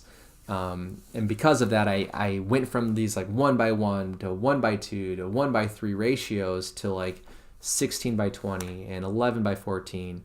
And I just wasn't very drawn to those sizes. But this was my 16 by 20 inch painting. It's a view of one of the main streets. I think it's like Maiden Street or something like that in Mineral Point. And I wanted to portray the full kind of atmosphere and feeling of Mineral Point in the downtown area. Like I fell in love immediately with the architecture and the character of the city. There's kind of a gritty industrial quality to a lot of the buildings. A lot of them have the like limestone yellow kind of brick. And there's just a lot of contrasting shapes in the architecture of all of these buildings that are grouped together within the hills. So I also really liked trying to push the perspective of standing up on a hill, looking down at like almost like a little valley road area, street area, up towards the vanishing point of rolling hills down this street. And it was a really satisfying painting to create, because I spent the entire time thinking of everything as a shape and trying to go out and look at different sections of the composition and render them through varieties and combinations of shapes, of almost like solid colors. And it became this like puzzle piece, patchwork kind of way of painting with a lot of satisfying relationships of paint. So again, kind of like that car painting of the derby car, where there's edges that are really sharp, there's edges that are very, sort of smooth and blended, there's edges that are almost like rough and fragmented. And that range in shape and edge quality was a lot of fun to really try to push in this painting. So it's one of my favorite paintings that I made in 2022, and I think this one also is available at the restaurant in Bristol right now. I think, I don't know. Sometimes you've made enough paintings where you've put them in different places. You're like confusing which place a painting currently is, and that's actually something, full disclosure, that I'm working on right now, is trying to catalog the names and the images of all of my paintings separate from my website portfolio, just to keep track of things like who collected it, or did it get an award, or what did it sell for, those types of details. Jane is just adding in that she also enjoys and loves the architecture of Mineral Point. I mean, it's kind of a hidden gem, honestly. Like, there's so many great pockets for painting there. And, the painting, I should go back real quick. So this painting received, I'm trying to remember, I don't think I received any awards in the main event category in 2022 for Mineral Point. And I did sell this painting. This painting didn't sell, so I still have this one.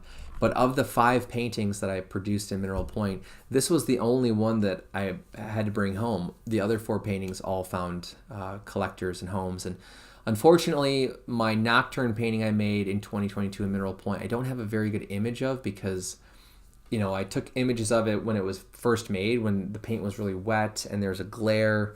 I didn't have a good clamp light system in 2022, so I was using a headlight still, and it was really impossible to get a good photo. And then during the show, I just forgot to get a good picture of it during the reception. So I don't have an image of that Nocturne on my website currently. And then my they call it the postcard painting. It's a 5x7 inch painting that everyone has to make. That painting was done with gouache on a paper panel. That one sold, which was really exciting. And then my quick paint that I made, that also sold. And I'm trying to remember what I painted for the quick paint now. I can't remember. I don't think I have an image of that in my portfolio at the moment either. Man, I'm like totally spacing on some of these details right now. Anyway, I'll keep going now that we're at like 3 hours and 15 minutes almost. So I went back to the State Fair plein air event, and actually I think that was right before Mineral Point. So this is a little bit out of order. Thanks, Mally. I'm glad you enjoy the painting too. I went back to State Fair and I did 2 paintings there. This was my favorite one that I made. It's the interior of a restaurant here. It's a very open air kind of restaurant, so it's still technically plein air. And at the State Fair, they're pretty lenient on painting inside of buildings and structures, because they want you to go into like the farm animal stables and go to where a lot of the events are happening. So I painted this view of a restaurant, little lunch spot, also because it was raining, I think, this day. And this is an 11 by 14 inch painting. I think I still have this painting as well. It was a lot of fun to go in and try to pick out some of the different shapes. And, I don't paint figures very often in plein air, so it was also a lot of fun to practice painting figures in the scene. Some of the employees and then some of the patrons of this restaurant were a lot of fun to try to paint. I really liked painting the sign. I remember the Coke logo and just their menu. That was a lot of fun to paint. This was my quick paint for the state fair, and I think this one won an award, which was really exciting. And eventually this painting sold to a collector and artist, Carleen Rivera, Carleen O'Connor Riviera. She purchased this painting actually from me right off my website later on in the year in 2022. Again, it's always like such a great compliment and form of flattery to have an artist buy your work. And it just feels very encouraging and supportive, and I always cherish those moments. But this was a little 2-hour gouache painting. I painted this on the paper panel right in my frame. That way I could just let it dry, varnish it, wax it, and then submit it for the awards and the sale. And then right after the state fair event, that's when I went to Mineral Point. So some of these are a little bit out of order. This was a small painting on Arches oil paper that was gessoed on a plywood panel. So everything's like mounted to plywood here. And it's about 6 by 8 inches or so. And this is a plein air painting made at Lion's Den Gorge and Nature Preserve right off of Lake Michigan. So this is looking out at the lake from up on one of the bluffs. And it was a lot of fun to just find abstract shapes in the sky and in the clouds and trying to capture that aqua seafoam green color of the water that you sometimes can see in Lake Michigan, which is really fun. And this was a painting that I ended up bringing with me to Door County in 2023 as my small works painting, which sold during that show. So that's at a collector's house in Door County now. This is a series that I made of window self-portraits. I wanted to try this idea where I could go to one location and make 5 paintings across one single day. And these are all 6 by 6 inch paintings. They were part of a juried entry small work show at the Cedarburg Cultural Center. And basically, I wrote my proposal saying like, I really want to try this idea where I make 5 plein air paintings looking at the same subject at different hours of the day, kind of as this like, timekeeper of the day. And I think I might have even mentioned wanting to paint a window self-portrait because that was something I was really excited about at the time still. So they're in order. This was my morning, like 8 o'clock to, or maybe 9 to 10:30 painting. Again, they're 6 by 6 inches, so they're pretty small, and it didn't take that long to finish them, which was nice. And I just stayed there pretty much for most of the day. I think I left once to let out our dog and to get lunch and go to the bathroom, and then I came back. But this was painted in October, and I remember I ended up painting part of this in a t-shirt because it was so warm in the middle of October. It was like, I think this was like October 20th or something, 21st, when I made these paintings. And the temperature that day got up to like 66 or 67. And it just felt like, it felt like September or late August or something even. Or maybe June. August is still pretty hot in Wisconsin. But anyway, this was like a 9 to 10:30. This was like, this one was like 11 to 12:30-ish, somewhere in there. And you can kind of see how the light was starting to move behind me across the building that's reflected behind me. And then by the third painting, this was the first one in the afternoon, the light had moved to be like directly over me and really started to warm up the area behind me. And this is one of my favorite paintings in the bunch, or in this grouping of 5 paintings, because of the abstraction in the planes of the face, the way that things were simplified, and there's a real freshness about the way that the paint was applied that I still really am fond of. This is later in the afternoon, probably at like 3 to 5, somewhere in there, as the values are getting a little bit lower and the colors are getting a lot warmer. So I also liked watching the temperature of the light start to shift from cool to very warm. And then I did a semi-nocturne painting. So this was at like 7 o'clock at night as the light had fully passed over this portion of the street, and I was able to then see into this bar that I was painting where this window is located. And you can see a little bit of their TV that was turned on. There were glasses that were on a shelf on the other side of the window. So there's light sort of reflecting off of those glasses. And then my reflection is really subdued because there's just not a lot of direct light or even reflected light bouncing onto my reflection or my body in the reflection. So it was a really fun project. I really enjoyed experimenting with this concept of multiple paintings in a single day. And then when I framed them, they're all framed separately in black walnut float frames, and they're really clean. But yeah, as Mally is pointing out, it's just like the idea of Monet's haystack paintings. Yeah, and I think that was part of my inspiration too, was thinking about the shift in color and temperature and value on the same subject depending on the time of day. And I mean, Monet, he took that idea and applied it to like a whole calendar year and thought about seasons and how light shifts during different seasons of the year. I think there's like 23 haystack paintings. I actually recently saw 2 of them in Boston at the Museum of Fine Arts in Boston. And what always strikes me and blows me away about Monet's paintings is the amount of paint he actually used in his paintings. It's like cake frosting sometimes. Like there's moments where the paint is like half an inch thick, and I see that in person and I'm always just like, man, my paintings are so thin, and like there's so much more you can do with the physical presence of paint as a sculptural medium.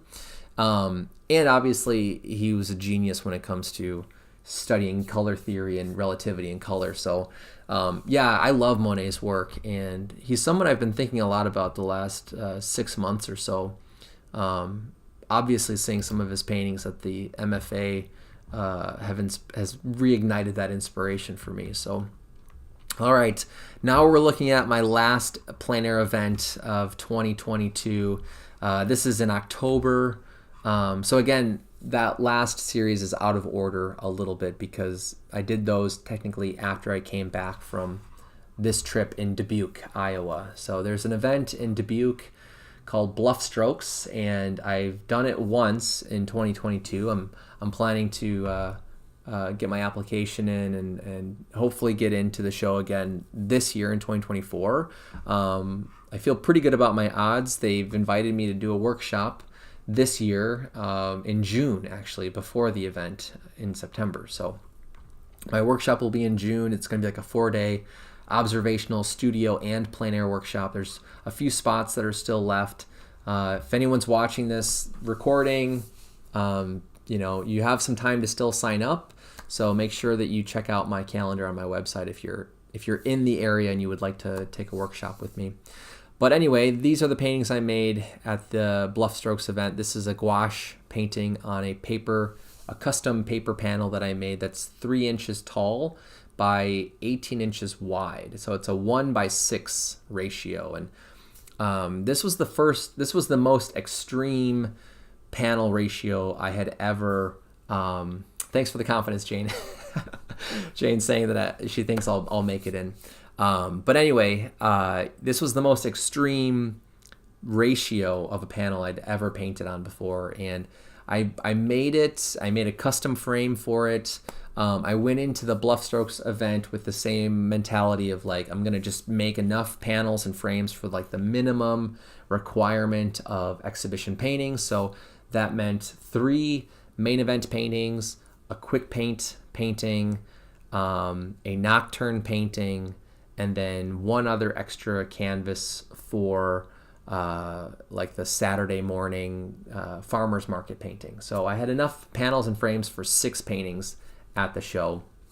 And this was my quick paint. So this is with gouache, as I said already. And it's near the Steeple Square event center, sort of gallery center where the show happens. And I had been around this part of the city once or twice prior to the quick paint, and I went there and I walked around and I saw this alleyway, and I was like, this is a pretty cool view of this alleyway. Maybe this could be my quick paint. And I remember I traced my viewfinder, my 1:3 ratio viewfinder in my sketchbook, and I looked at this view of the alley through my viewfinder, and I made a really quick little pen line drawing in my sketchbook. So that way when it came time to do the quick paint, I already had like a backup plan, because I was like, I don't know if I really love this view, but I'll have it ready just in case there's nothing else I find that's more interesting. So that's basically what happened, is that the morning of the quick paint, I walked around, I drove around and didn't see anything, and I was like, okay, I'm just gonna go do the composition I already had decided on earlier in the week. So that was helpful, because then when the horn rang or the time started, I could just start drawing in my panel on paper, and it was really easy to figure out where the big pieces and landmarks had to go. It was a lot of fun to use the front plane of this building off of the street that I was standing on as a big solid abstract shape to counteract all of the variety and the details that are in the distance in the smaller portion of the panel.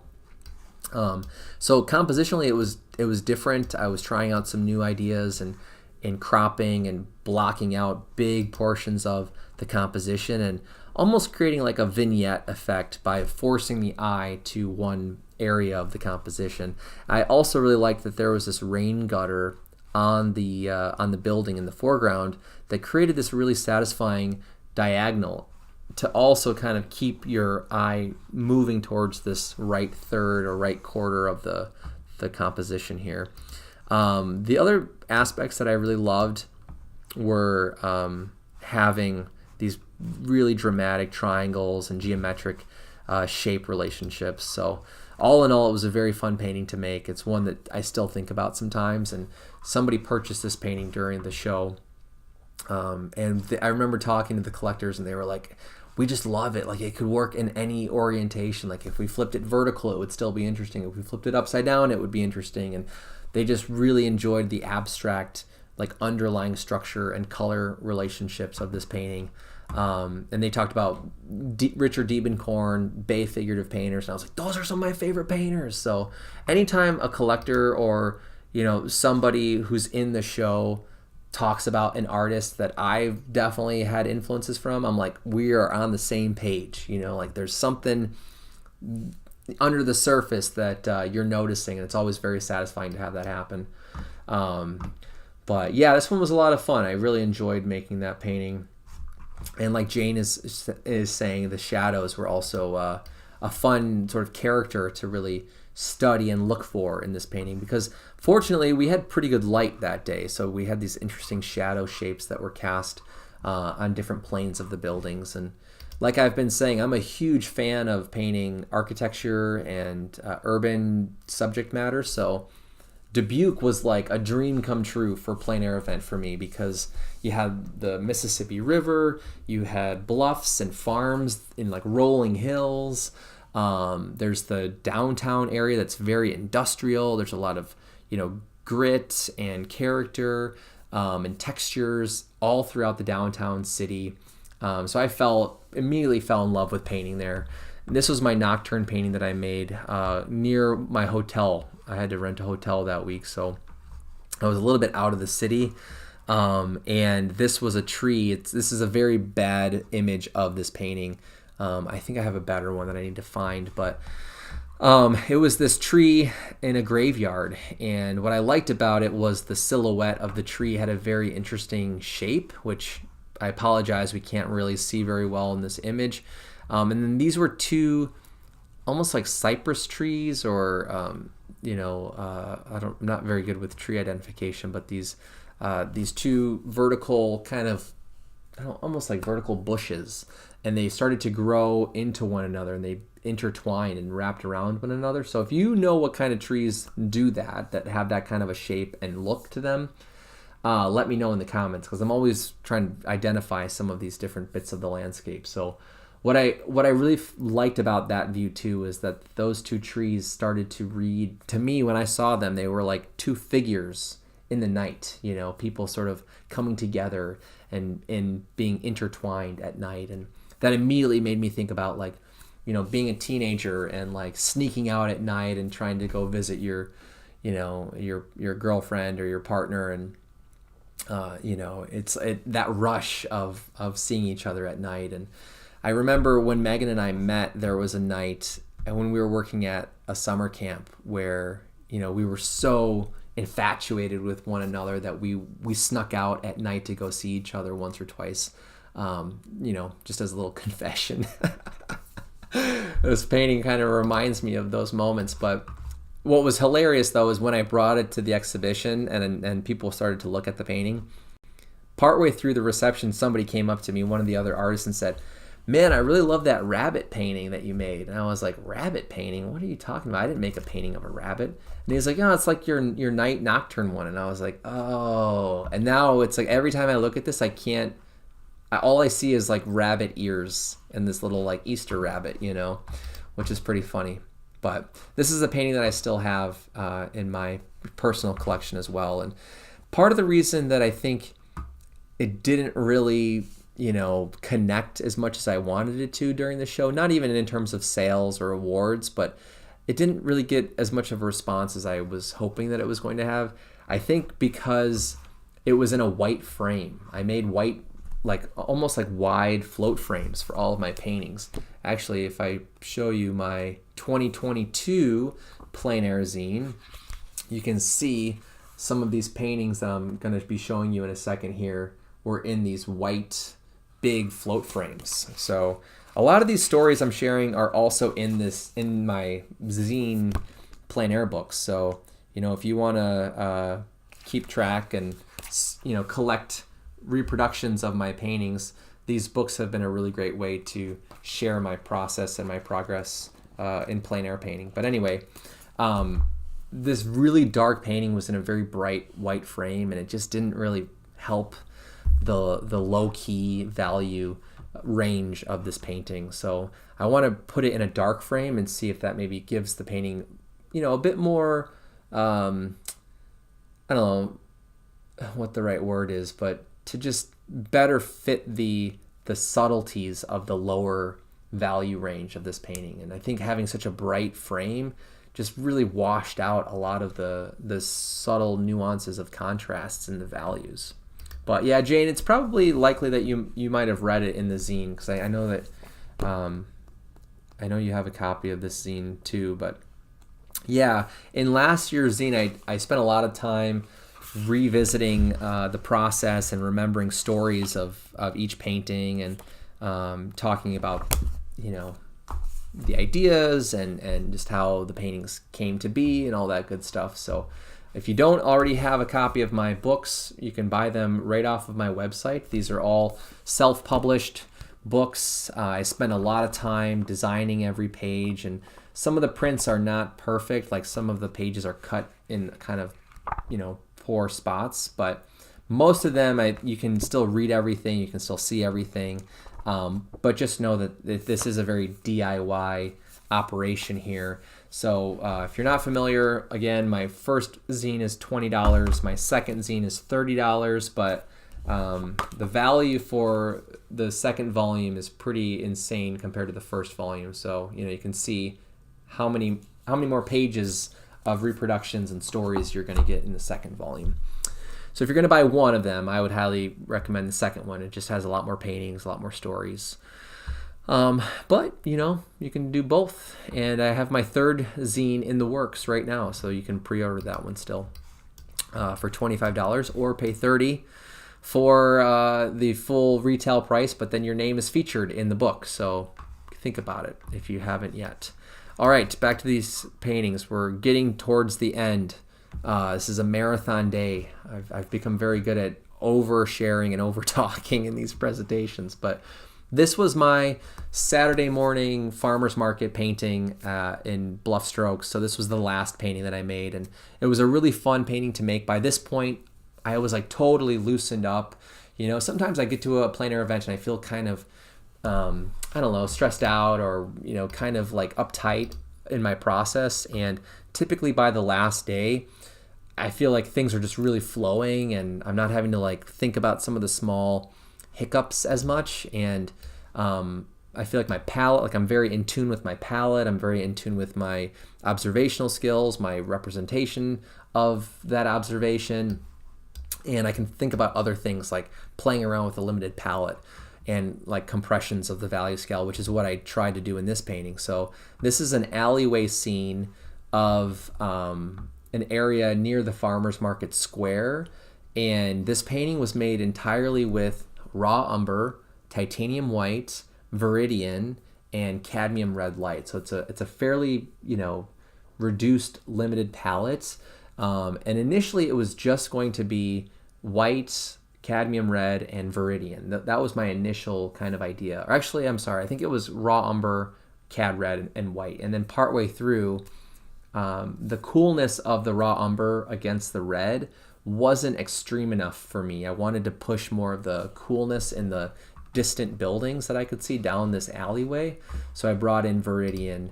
So these minty kind of grasshopper greens are combinations of viridian, titanium white, and a little bit of raw umber. But anyway, it was a very fun painting to make. You can see where I'm really trying to play with abstraction and reducing the forms into, suggestions of something like a wheel well, the reflection of light on part of a truck, a tail light. I'm trying to see how much can I get away with in simplifying to make a painting that's more interesting and dynamic to encounter as a viewer. And as I'm painting, I'm trying to switch between being the maker and a viewer, right? Because as the maker of a painting, you are the first person to view that painting, which I have always thought is a very interesting concept. But what was really enjoyable about painting in Dubuque and making the paintings that I made that week as well is that this was the first time I'd ever painted on an oil-primed surface with an oil ground. Every painting I've ever made with oil paint up until this point was made on acrylic gesso. And I've always used Utrex acrylic gesso, or primarily. And it's a very plastic, synthetic type of gesso. Like a lot of times it feels very smooth and slick and kind of goopy when you're applying it. And I would sand it, and then sometimes I would put a thin layer of oil paint down just to kind of tone the surface and get it away from that really plasticky feeling.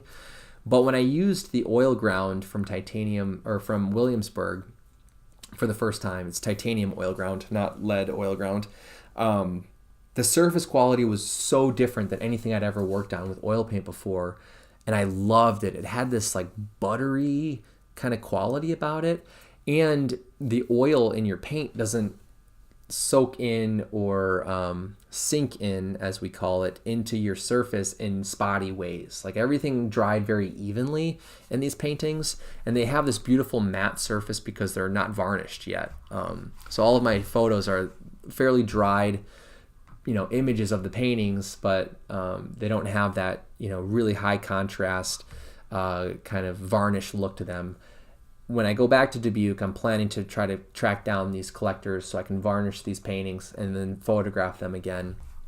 And there's one of the paintings I'm about to talk about that needs to be touched up and fixed because there was a catastrophic accident that happened to one of them.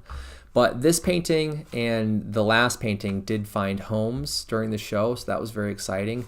This is out in the countryside, really satisfying view to try to paint in big shapes, thinking about big angles with the roads cutting through the landscape and shifting scale. That was something else that was really fun, was thinking about creating depth or the illusion of depth through the succession of shapes shifting in scale. So we have this tree bush object here in the foreground it's not very big, but it's the closest thing in the view that has any kind of structural volume to it. So the contrast, like the value contrast here, had to really work in a way to bring it forward in space. The temperature and the warmth of the shadows had to bring it forward in space. And then things progressively started to get more muted and cooler and more compressed in the contrast of values. So when you look at this structure here, the value of the shadow and the kind of warm green of that shadow with the warm, bright green on the rim light of this tree is totally different than, than this area up on the tree line, right? Even though they might have a very similar local color, depending on how close you are to them, you have to create a sense of shift and change so that something appears like it's very far away. And you can do that by the compression of the contrast in the values between light and shadow, and in the color properties and things like temperature and chroma. So for me, it was a lot of fun to apply those principles in painting to this very satisfying composition of shape and line. And, you know, working on this surface quality, it just felt, like I said, very buttery. It took the paint really well. It was really easy to kind of play with and adjust and manipulate the paint across the surface. I was very happy with how this painting turned out. This is one of my favorite paintings I made in 2022. This is a rooftop view of Dubuque, the city. When I first got to this, well, when I first started looking for views on, I think it was like a Monday morning at like 8 o'clock in the morning or 7:30 in the morning, I was walking around the warehouse district, and I'm walking down this alleyway, and there's this older gentleman sitting on a bench drinking his coffee. And I walked past him with my sketchbook and a viewfinder, and I think I had like a name tag, and he could tell right away I was an artist with this event. And he wasn't wearing a name tag, but he was like, "Oh, are you a painter? Are you here for Bluff Strokes?" And I was like, "Oh wow!" Like, he's familiar with the event. He knows what we're doing. And I was like, "Yeah, I'm looking for a place to paint that has a very high aerial view of the city. Do you know of any like public parking garages or areas where I would have public access to see a pretty high view?" And he said, "Well, actually," he's like, "I am the maintenance man for this building like 2 blocks away. If you want to come check out the roof, I'd be happy to take you up there right now." And I was like, okay, you know. So he was like, "Okay, just follow me. I'll meet you over here. Here's the address. I'll meet you there in like 5 minutes." And I said, "Okay, cool." So I went and got my van. I drove it into the parking lot because he said I could park there too, and met him by the door. And he was like, "All right." And he took me up like 6, floors to the top of this building, this really old warehouse building, which, if we could paint interiors all week, I would have just painted in this building because it was full of these amazing spots and interesting views, with like old dusty windows and just like machinery and like discarded objects. That's just full of really dynamic shapes and textures and colors. And he led me to the roof, which we came out of on this little room that was on the top of the roof. So we came out of a door that was like right here, and he took me around the backside, which we can't see from this angle. The roof continues over on that side, and I could see the whole like Mississippi River bridge area. I could see the trains. I could see like the main train track district. I could see all around the downtown city. Like, it was a 360, unobstructed view of Dubuque. And he was like, "If you like it, like, you can come paint here all week, like anytime you want. Like, I'm here all the time." And I was like, "Okay, I think I'm gonna do this." So he let me park there like 4 days that week, and I had his number. I could text him when I was gonna come, and basically it was like a private outdoor plein air studio. And I just happened to meet this guy walking down an alleyway, and his name is Gene. I think Gene Tully is his name, actually. He's in the book too. I can show a picture of him real quick. But he and his friend Sam are both local artists, or they're kind of like art shakers, I guess you could say. People who like create stuff and make events. But these are the two guys pictured here with me in this photo.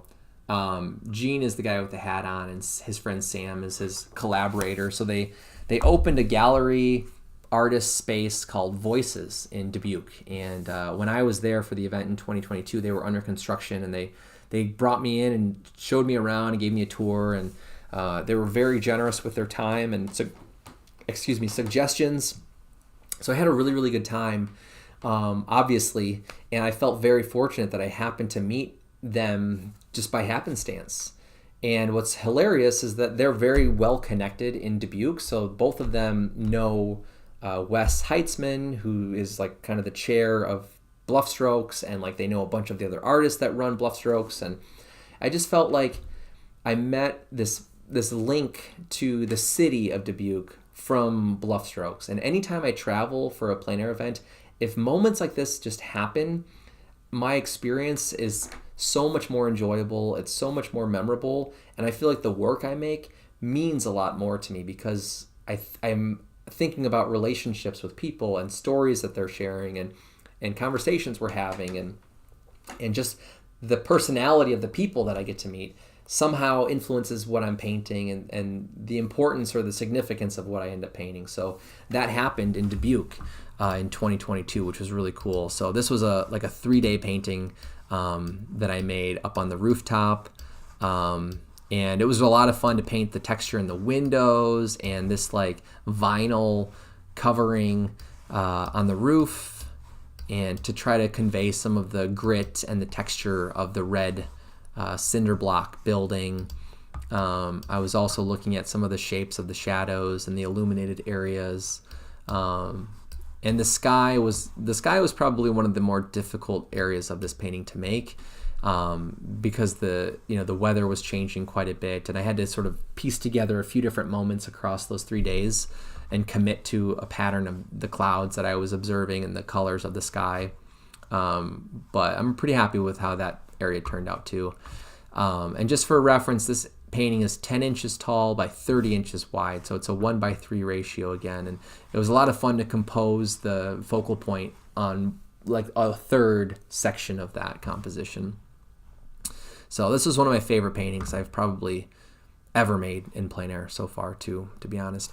This one was purchased along with this one, and then along with the farm field one that I just showed. All 3 of those paintings were purchased by one family during the reception. That I think they also sponsor the event, but I was really excited to find out that they wanted to buy all 3 of my main event paintings. So that was really, incredible to experience. And again, it just feels like rewarding, and it feels fulfilling and satisfying and gratifying to see your paintings go to a home and a collector and a group of collectors that are going to appreciate what you made, and they have this connection to what you're making. And it's always really fun to see what those relationships will be and what will come of them. This is the painting, unfortunately, that got smudged, for lack of a better word. So basically, it's hard to tell, but there are passages in this painting when I first made it that were really, really thick, wet, layers of oil paint. Obviously down here we can really see the amount of texture and paint and the impasto that I put into this painting. But even along the top up here, there was some pretty wet, thick paint. And when they went to take the painting off the wall, I didn't notice this until after they left, that someone must have accidentally bumped the painting, and it smeared the wet white, kind of like bluish white paint up into the dark frame of the painting. So it's a very noticeable swipe of paint. And like I said, I didn't see it until I was looking back at photos that someone took of me with the family that bought the paintings. And in the photos, you could see that swipe. And so I've been meaning to get in touch with them and see if it's possible to go and just paint over and fix that portion of the painting, which it shouldn't be that hard to do, especially since I have an image that I can reference the painting off of. But the only bummer then is when I fix it, then it's going to have to dry another 6 months before I can varnish the whole painting. So that's the only kind of downside there. But this was a really fun painting to make. This actually was painted looking through a window that was in this room. So it's not one of these 2 windows, but the building has the same structure on both sides. So there's similar windows on the other side of the building. And this is one of those windows, and it's looking out at an area of Dubuque where the venue for the exhibition is held in Steeple Square. So this orange steeple here is Steeple Square. So that was really fun and a really cool detail to incorporate into this painting. And I ended up titling this rectangular views of steeple square. And I just like that play on square versus rectangle. And this was a 2 or 3 session painting too, but one of my favorite paintings from observation that I've ever made. And when I saw this smear, I was just heartbroken because I just was like, this is perfect. Everything I did, I'm super happy with. I'm very satisfied with how the painting turned out. There's nothing I would want to do to it. It's just how it's supposed to be. And then to see that it got smeared is just like, oh man, like now I gotta go and work and rework this. But that's the risk that I take when I make paintings that have very thick passages of wet oil paint that are going to take weeks to dry and cure all the way. So, that's part of the risk that you take when you paint like that. But anyway, it was a very fun painting to make. I really enjoyed trying to study the way that the light was catching small planes and details like on this stick, which I didn't put the stick there. That was just leaning in that window. This room was full of boards and tarps and nails and just all kinds of just random building materials that maybe had fallen from the ceiling or were just placed there. I'm pretty sure there was probably asbestos throughout this building and other health concerns that I sort of just tried to overlook when I made the paintings. But part of the reason I'm so satisfied, I think, when I look at these paintings is because I know that there were a lot of barriers to get through to be able to make these paintings. And there were so many just happenstance chances of luck and being in the right place at the right time with the right people that led to these paintings, that it's like I couldn't have just gone to Dubuque and not met that one person and still made these paintings, right? So it's like that's what's so special about paintings like this, is that they can be like tracked back to one interaction. And like, what if I passed him by and neither of us said anything? These paintings wouldn't exist.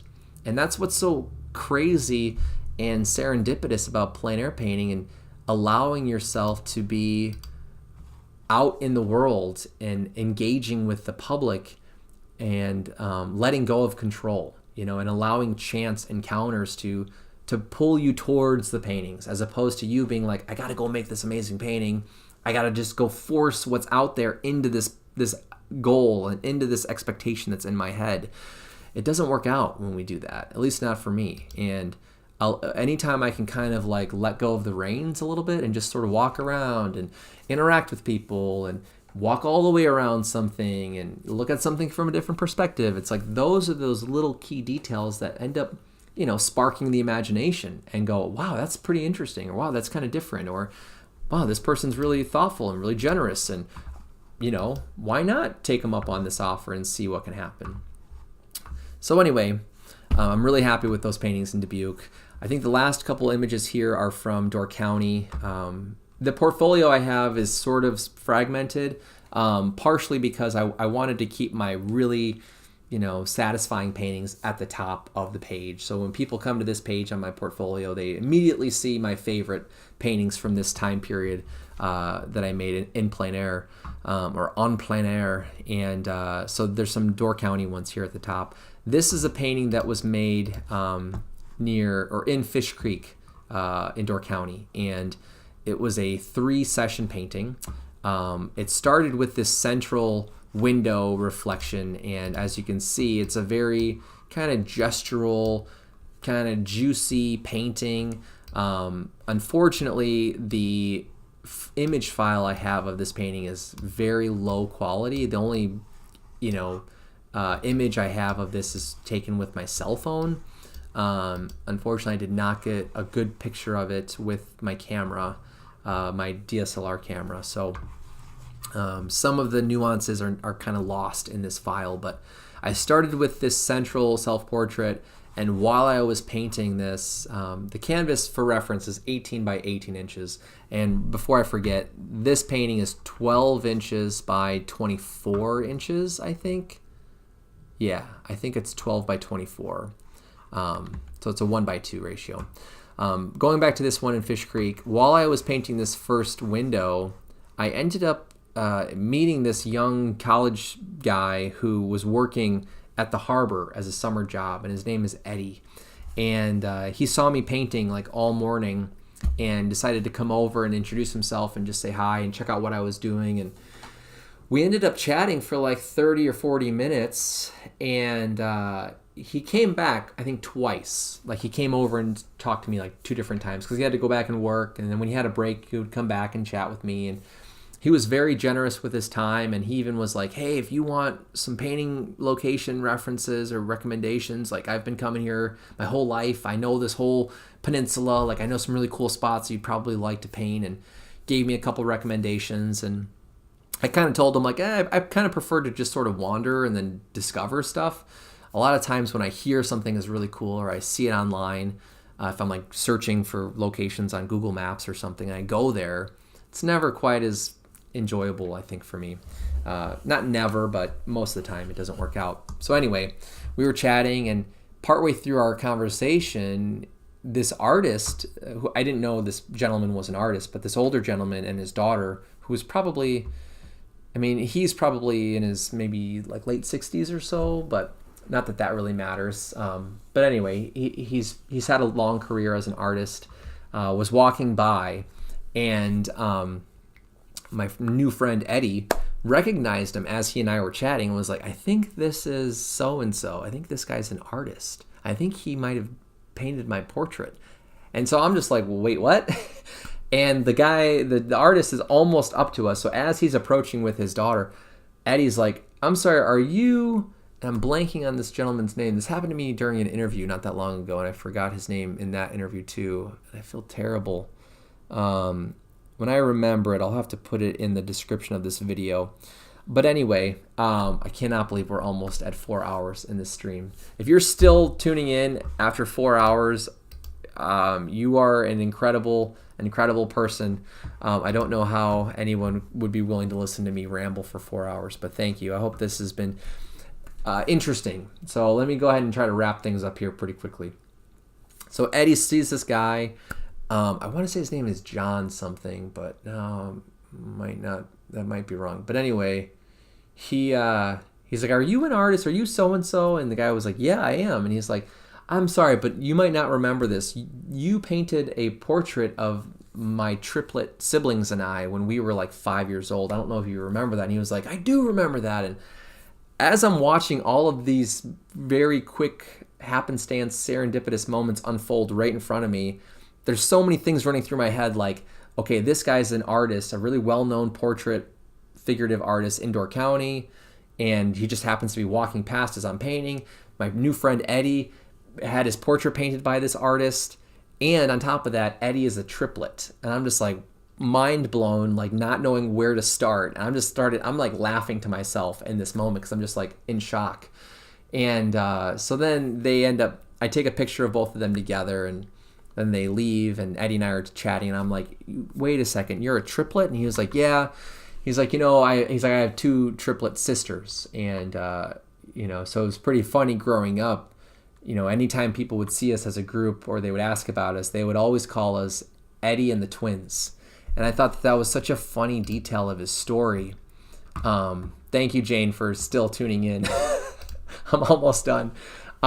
So he said Eddie and the twins, and I was like, that's such a cool detail of his story. And later that night when I was back at my host's house and I was like laying in the guest room, I'm just laying in bed and just thinking about my paintings. I can't sleep. This always happens when I'm really excited about my paintings.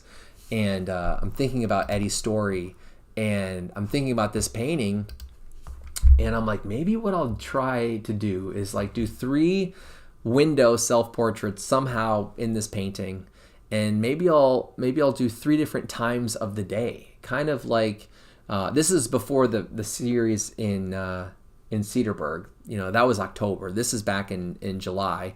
But I was like, maybe I'll try 3 different times of the day, all in one canvas. So I went back the next morning. I did this small morning reflection, same vantage point, same reflection, same proportions, but different color palette because the light was a lot cooler and brighter. And then I was like, I'll do a nocturne painting. So I did the same thing at like 10 o'clock at night. And all you can really see in this nocturne self-portrait is my headlamp, a light glowing behind me, the vertical mast of my easel, and then maybe my legs. And this reproduction, like I said, is not a very good reproduction, but This was a really fun painting to make, and I had a really great time working on it. I ended up titling it Eddie and the Twins. So it was kind of a fun, capsule of this story and interaction I had in Door County with this guy Eddie too. All right, we're at the final painting. I had to save this one for last because it's been a painting that has really opened up a lot of doors for me since making it in Door County. This is a painting called Cracked a Few Good Eggs.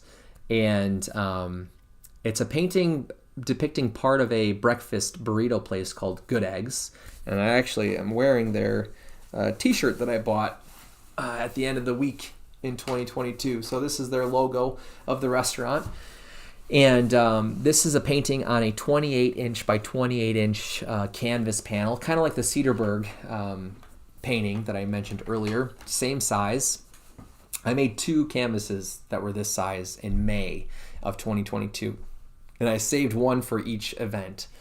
And I kind of was like, I want these to be like my big statement paintings at both events. So all of my frames in Door County were float frames, and same for Paint Cedarburg. So it allowed me to really max out my canvas sizes and to stay within their guidelines of painting sizes. So this is 28 inches by 28 inches, and it was a 3-session painting in the afternoon across three different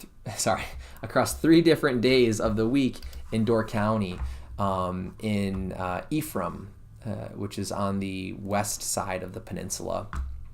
And so I went here, and initially I came to this spot because there were these docked sailboats that were very small, sailboats on the other side of the building. So if this is one side, the side that's parallel to it on the opposite side of the building had all these little sailboats. And I saw it when I passed by this main road. This is like 42 or 57 or something up in Door County. It's one of the main roads.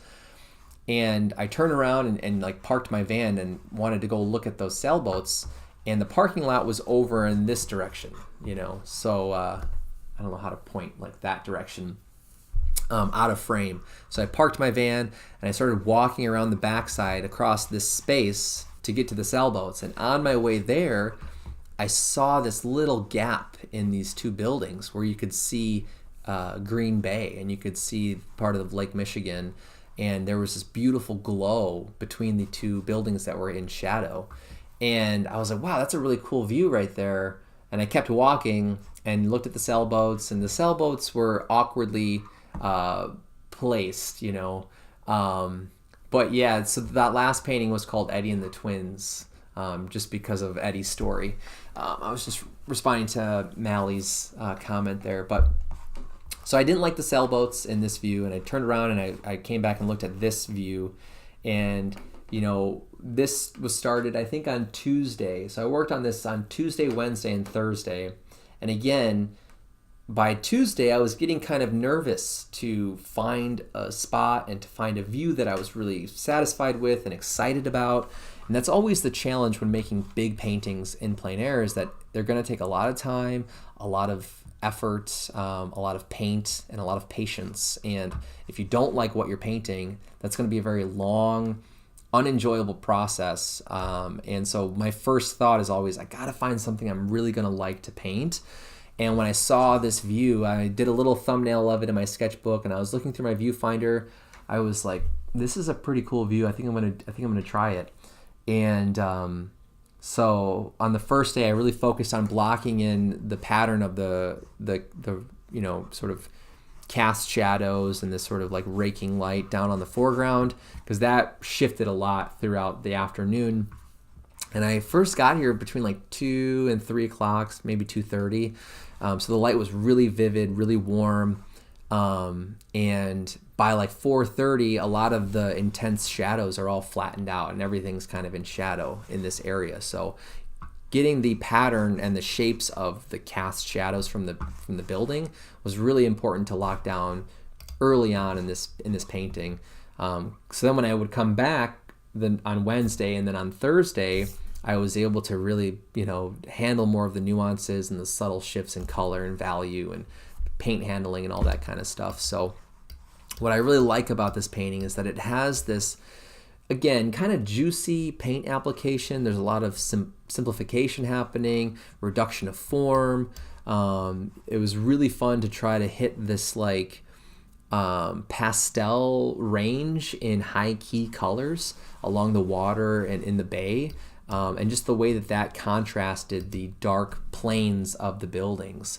And I really liked framing that space between these two buildings. So it opened up this new kind of genre for my plein air paintings, where now when I go look for subject matter, I'm always thinking about the way that architecture cuts off space and blocks out information or reveals information, thinking about distance and proportion. So I really loved the sliver of space compared to the very long width of the buildings that we do see, and just the angles in the foreground. Like everything's sort of pushing us towards this middle compression of space, and that's something that I'm still exploring quite a bit in my plein air paintings right now. And then, there were a lot of really fun details to try to mimic and to try to interpret and to simplify and suggest, like some of the small plants and the little leaves and petals of them, smaller areas of light patterns, the glow on certain planes of the buildings was really fun to try to really understand and figure out. Like it was really fun to try to capture some of the glowing shift of light that was reflecting on this very far corner of the building, as opposed to an area that was a lot more in shadow, which didn't reflect as much environmental light, like this portion of the wall. And then there was this hand-painted mural that someone made on sheets of plywood that was installed to the side of the building that was also really fun to incorporate into the painting.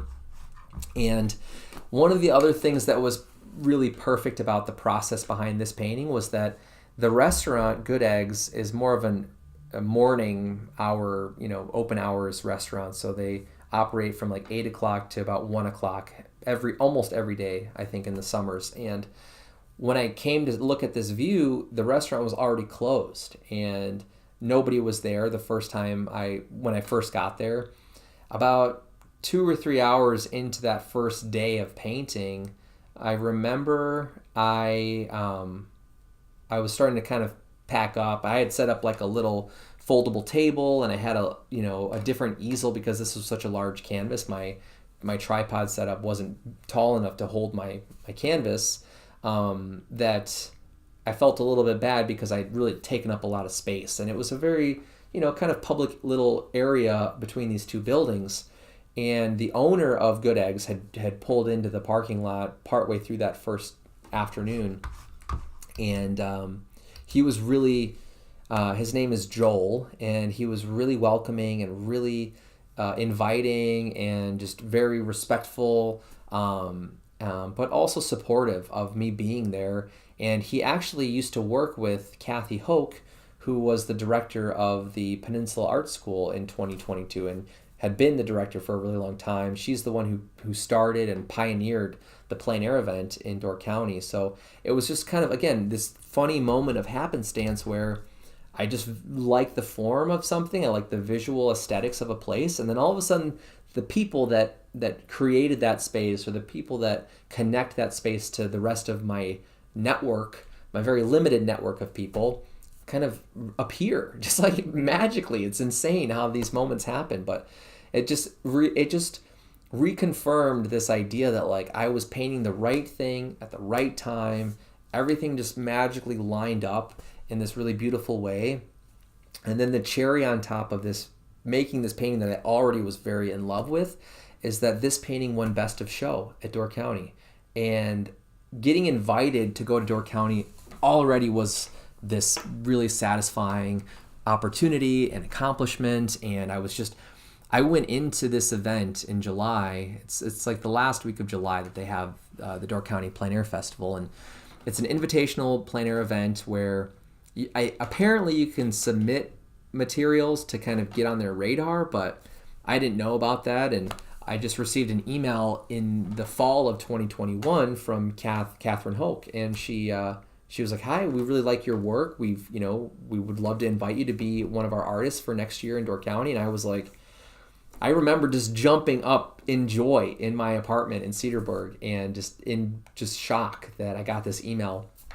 So going into this event with like 30 other like top of the top plein air painters across the country, I kind of felt out of place a little bit. I was like, I don't know if I really, if I really am qualified enough to be here. And I had some of my peers in Wisconsin at other events, like most people were really supportive and really encouraging. There were a few people, I'm not going to name any names, but like there were a couple people that were like, I don't think you should be, like, somehow like they were like, it doesn't make sense why you got picked. Or like somebody I remember said something like, oh, well, they must have just, there must have been other artists that had to cancel and they just picked you, like that was like some of the response that I got from people that I would have considered acquaintances or peers or maybe even friends. And so going into the show, I was just like, man, I'm just happy to be here. I'm happy to be part of this. I'm really just going to appreciate the opportunity. Maybe this is the one and only time I'll get to do this. And I had very low expectations. And because of that, I felt like I don't really have anything to lose. No one in this level of the plein air, circuit and community, I feel like no one really knows who I am. And there's no expectations or pressure to like have any certain kind of outcome. Like if I don't sell anything, it's not a big deal. If I don't get any awards, it's not a big deal. So it took all the pressure off, and I kind of felt like, all right, I'm just going to go paint what I want to paint, and I'm going to stay true to the ideas that I'm really excited about. I'm not going to try to paint for anyone else or please, the judge or please the community or the collectors or the artists. I'm just going to do what I want to do. And it worked out, and it's so crazy that sometimes you don't even know that there's this moment and opportunity that's just like right on the horizon that you're about to experience. And if you just keep going, if you just keep working, and if you just go into it with a good attitude and you appreciate, the time that you get to spend painting and making art and connecting with people, I think sometimes it brings out the best in us, and we don't even realize it, that other people see that too, and other people want to recognize that with awards or with supporting our work and opening up other doors for us. So as I said, I saved this for the end because winning Best of Show in Door County totally like put my name out there in the plein air community, and really opened up a lot of doors. This is really the moment I think that led to being nominated for the Breakthrough Artist of the Year award with Plein Air magazine last year, which was a new award in 2023 in honor of M. Stephen Doherty. And, there were organizers and gallerists from other plein air events that then knew about my work and invited me to come be one of their artists for their event in 2023. So I credit this painting for a lot of recent success that I've had in new opportunities and, getting noticed by different groups of people within the context of plein air.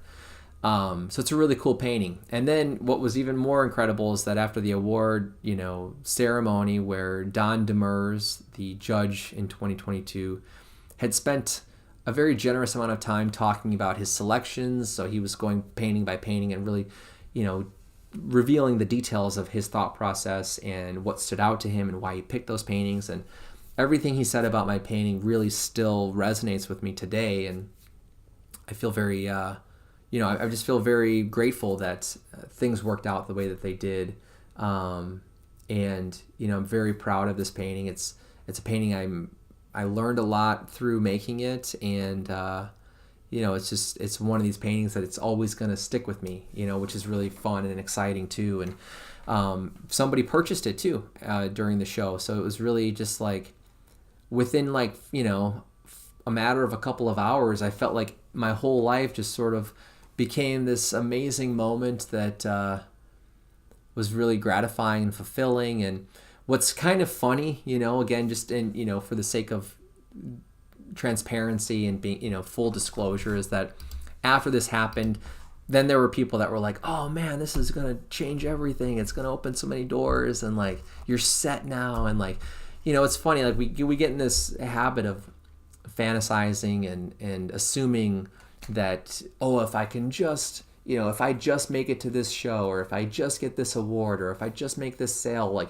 everything after that is going to be taken care of, and like all my problems will be solved. And what was really interesting about this whole experience with Door County and that painting is that there were some things that for sure opened up in terms of opportunities, but there was a lot that didn't change at all, and it's nice to just be reminded that painting is this pretty simple process, and it's about your relationship to your work and your ideas and your time and your experiences, the challenges you choose to take on, the things you want to focus on. That's really what matters the most. And I think that's the stuff that we really gain through those experiences. And, I'm still hustling and I'm still applying to things that I'm not getting into. And, nothing is ever guaranteed, and if anyone is watching this stream or has been following my work and has maybe thought that like, oh man, like that must have been awesome. And it's like, now it's like everything is solved. It's like, trust me, that's not how it works. And, that's not how it's supposed to work. I talk about this when I teach workshops with students too. And, when we're talking about making paintings, is that sometimes I'll hear people say stuff like, I just want to make my masterpiece painting. I want to make my best painting that I'll ever make. And it's just like, to me, I'm like, all I'm hearing is this idea that you want to make one final painting that's, you'll never be able to do anything in your terms that's better than that. And it's hard to get behind that idea because it feels like it's a very limiting way of thinking as an artist, right? I mean, don't we want to constantly feel that sense of evolution and that sense of growth and that sense of satisfaction and fulfillment by, facing new challenges and learning new things and trying new things? And when people talk about that, I'm always kind of like, well, what if really what we can practice is a mindset, right? A mindset of being open to possibilities and being intentional about what we're trying to do, and to develop the skills and to develop the philosophies that are going to allow us to sustain that feeling of inspiration, right? Because I mean, that's, for me, that's the best feeling. When I was making this painting, I felt so inspired. And when I was in Dubuque, I felt so inspired when I was making the work. And what those paintings still represent today, it's like they're these symbols of time and experience and that sensation of being really connected to my surroundings and to the time and to the feelings and all of those components. That's the feeling to chase, right? It's like that's what we should really be striving for, in my opinion, is how do we feel that all the time or as often as possible, that feeling of inspiration, and connectedness. And to me, I've realized recently that's what Plein Air has really become, is this opportunity to engage with a level of connectedness to my surroundings, to my life, to time, to people, to history. And it's nice, and it's very fulfilling to have that space where you're creating and you're observing and you're interpreting and responding to a visual process that is so tied to everything that I just said. So I think that's a great place to wrap things up here. I just want to say thank you so much to everybody who tuned in live during the live stream today. It's always a pleasure to get to spend some of my time with you virtually like this, and I appreciate that you would choose to spend part of your day watching and following along and sharing comments and feedback and questions. I'm really excited to continue this series of discussions. On Wednesday this week, I'll be talking about my studio work again. We're nearing the end of my portfolio kind of walkthrough live streams here. So once I'm through my portfolio, I will start to brainstorm other ideas of things to share, things to talk about. I'm already thinking about things like, it'd be fun to do like a you know, a workshopping of one of my paintings, or you know, somebody else's paintings, and like a historical painting. I don't want to do anything that's too close to a workshop, but or like a teaching opportunity, but you know, more process type stuff would be kind of fun to get into too, and maybe even a little bit of live painting, that kind of stuff. So anyway, that's on the you know, on the back burner right now. And if you watched this as a recording, I also want to thank you for spending time. Even if you jumped through the recording and, you know, picked up bits and pieces, I still appreciate that a lot. I think in closing, I just want to say one last reminder that if you'd like to support my artwork, if you'd like to support my business as a self-employed, independent, you know, artist, take a look at my shop. Thank you, Gigi, and to Maley. Thanks to Jane. That's a great suggestion, Jane, about talking about painters that inspire me. That I could talk for weeks.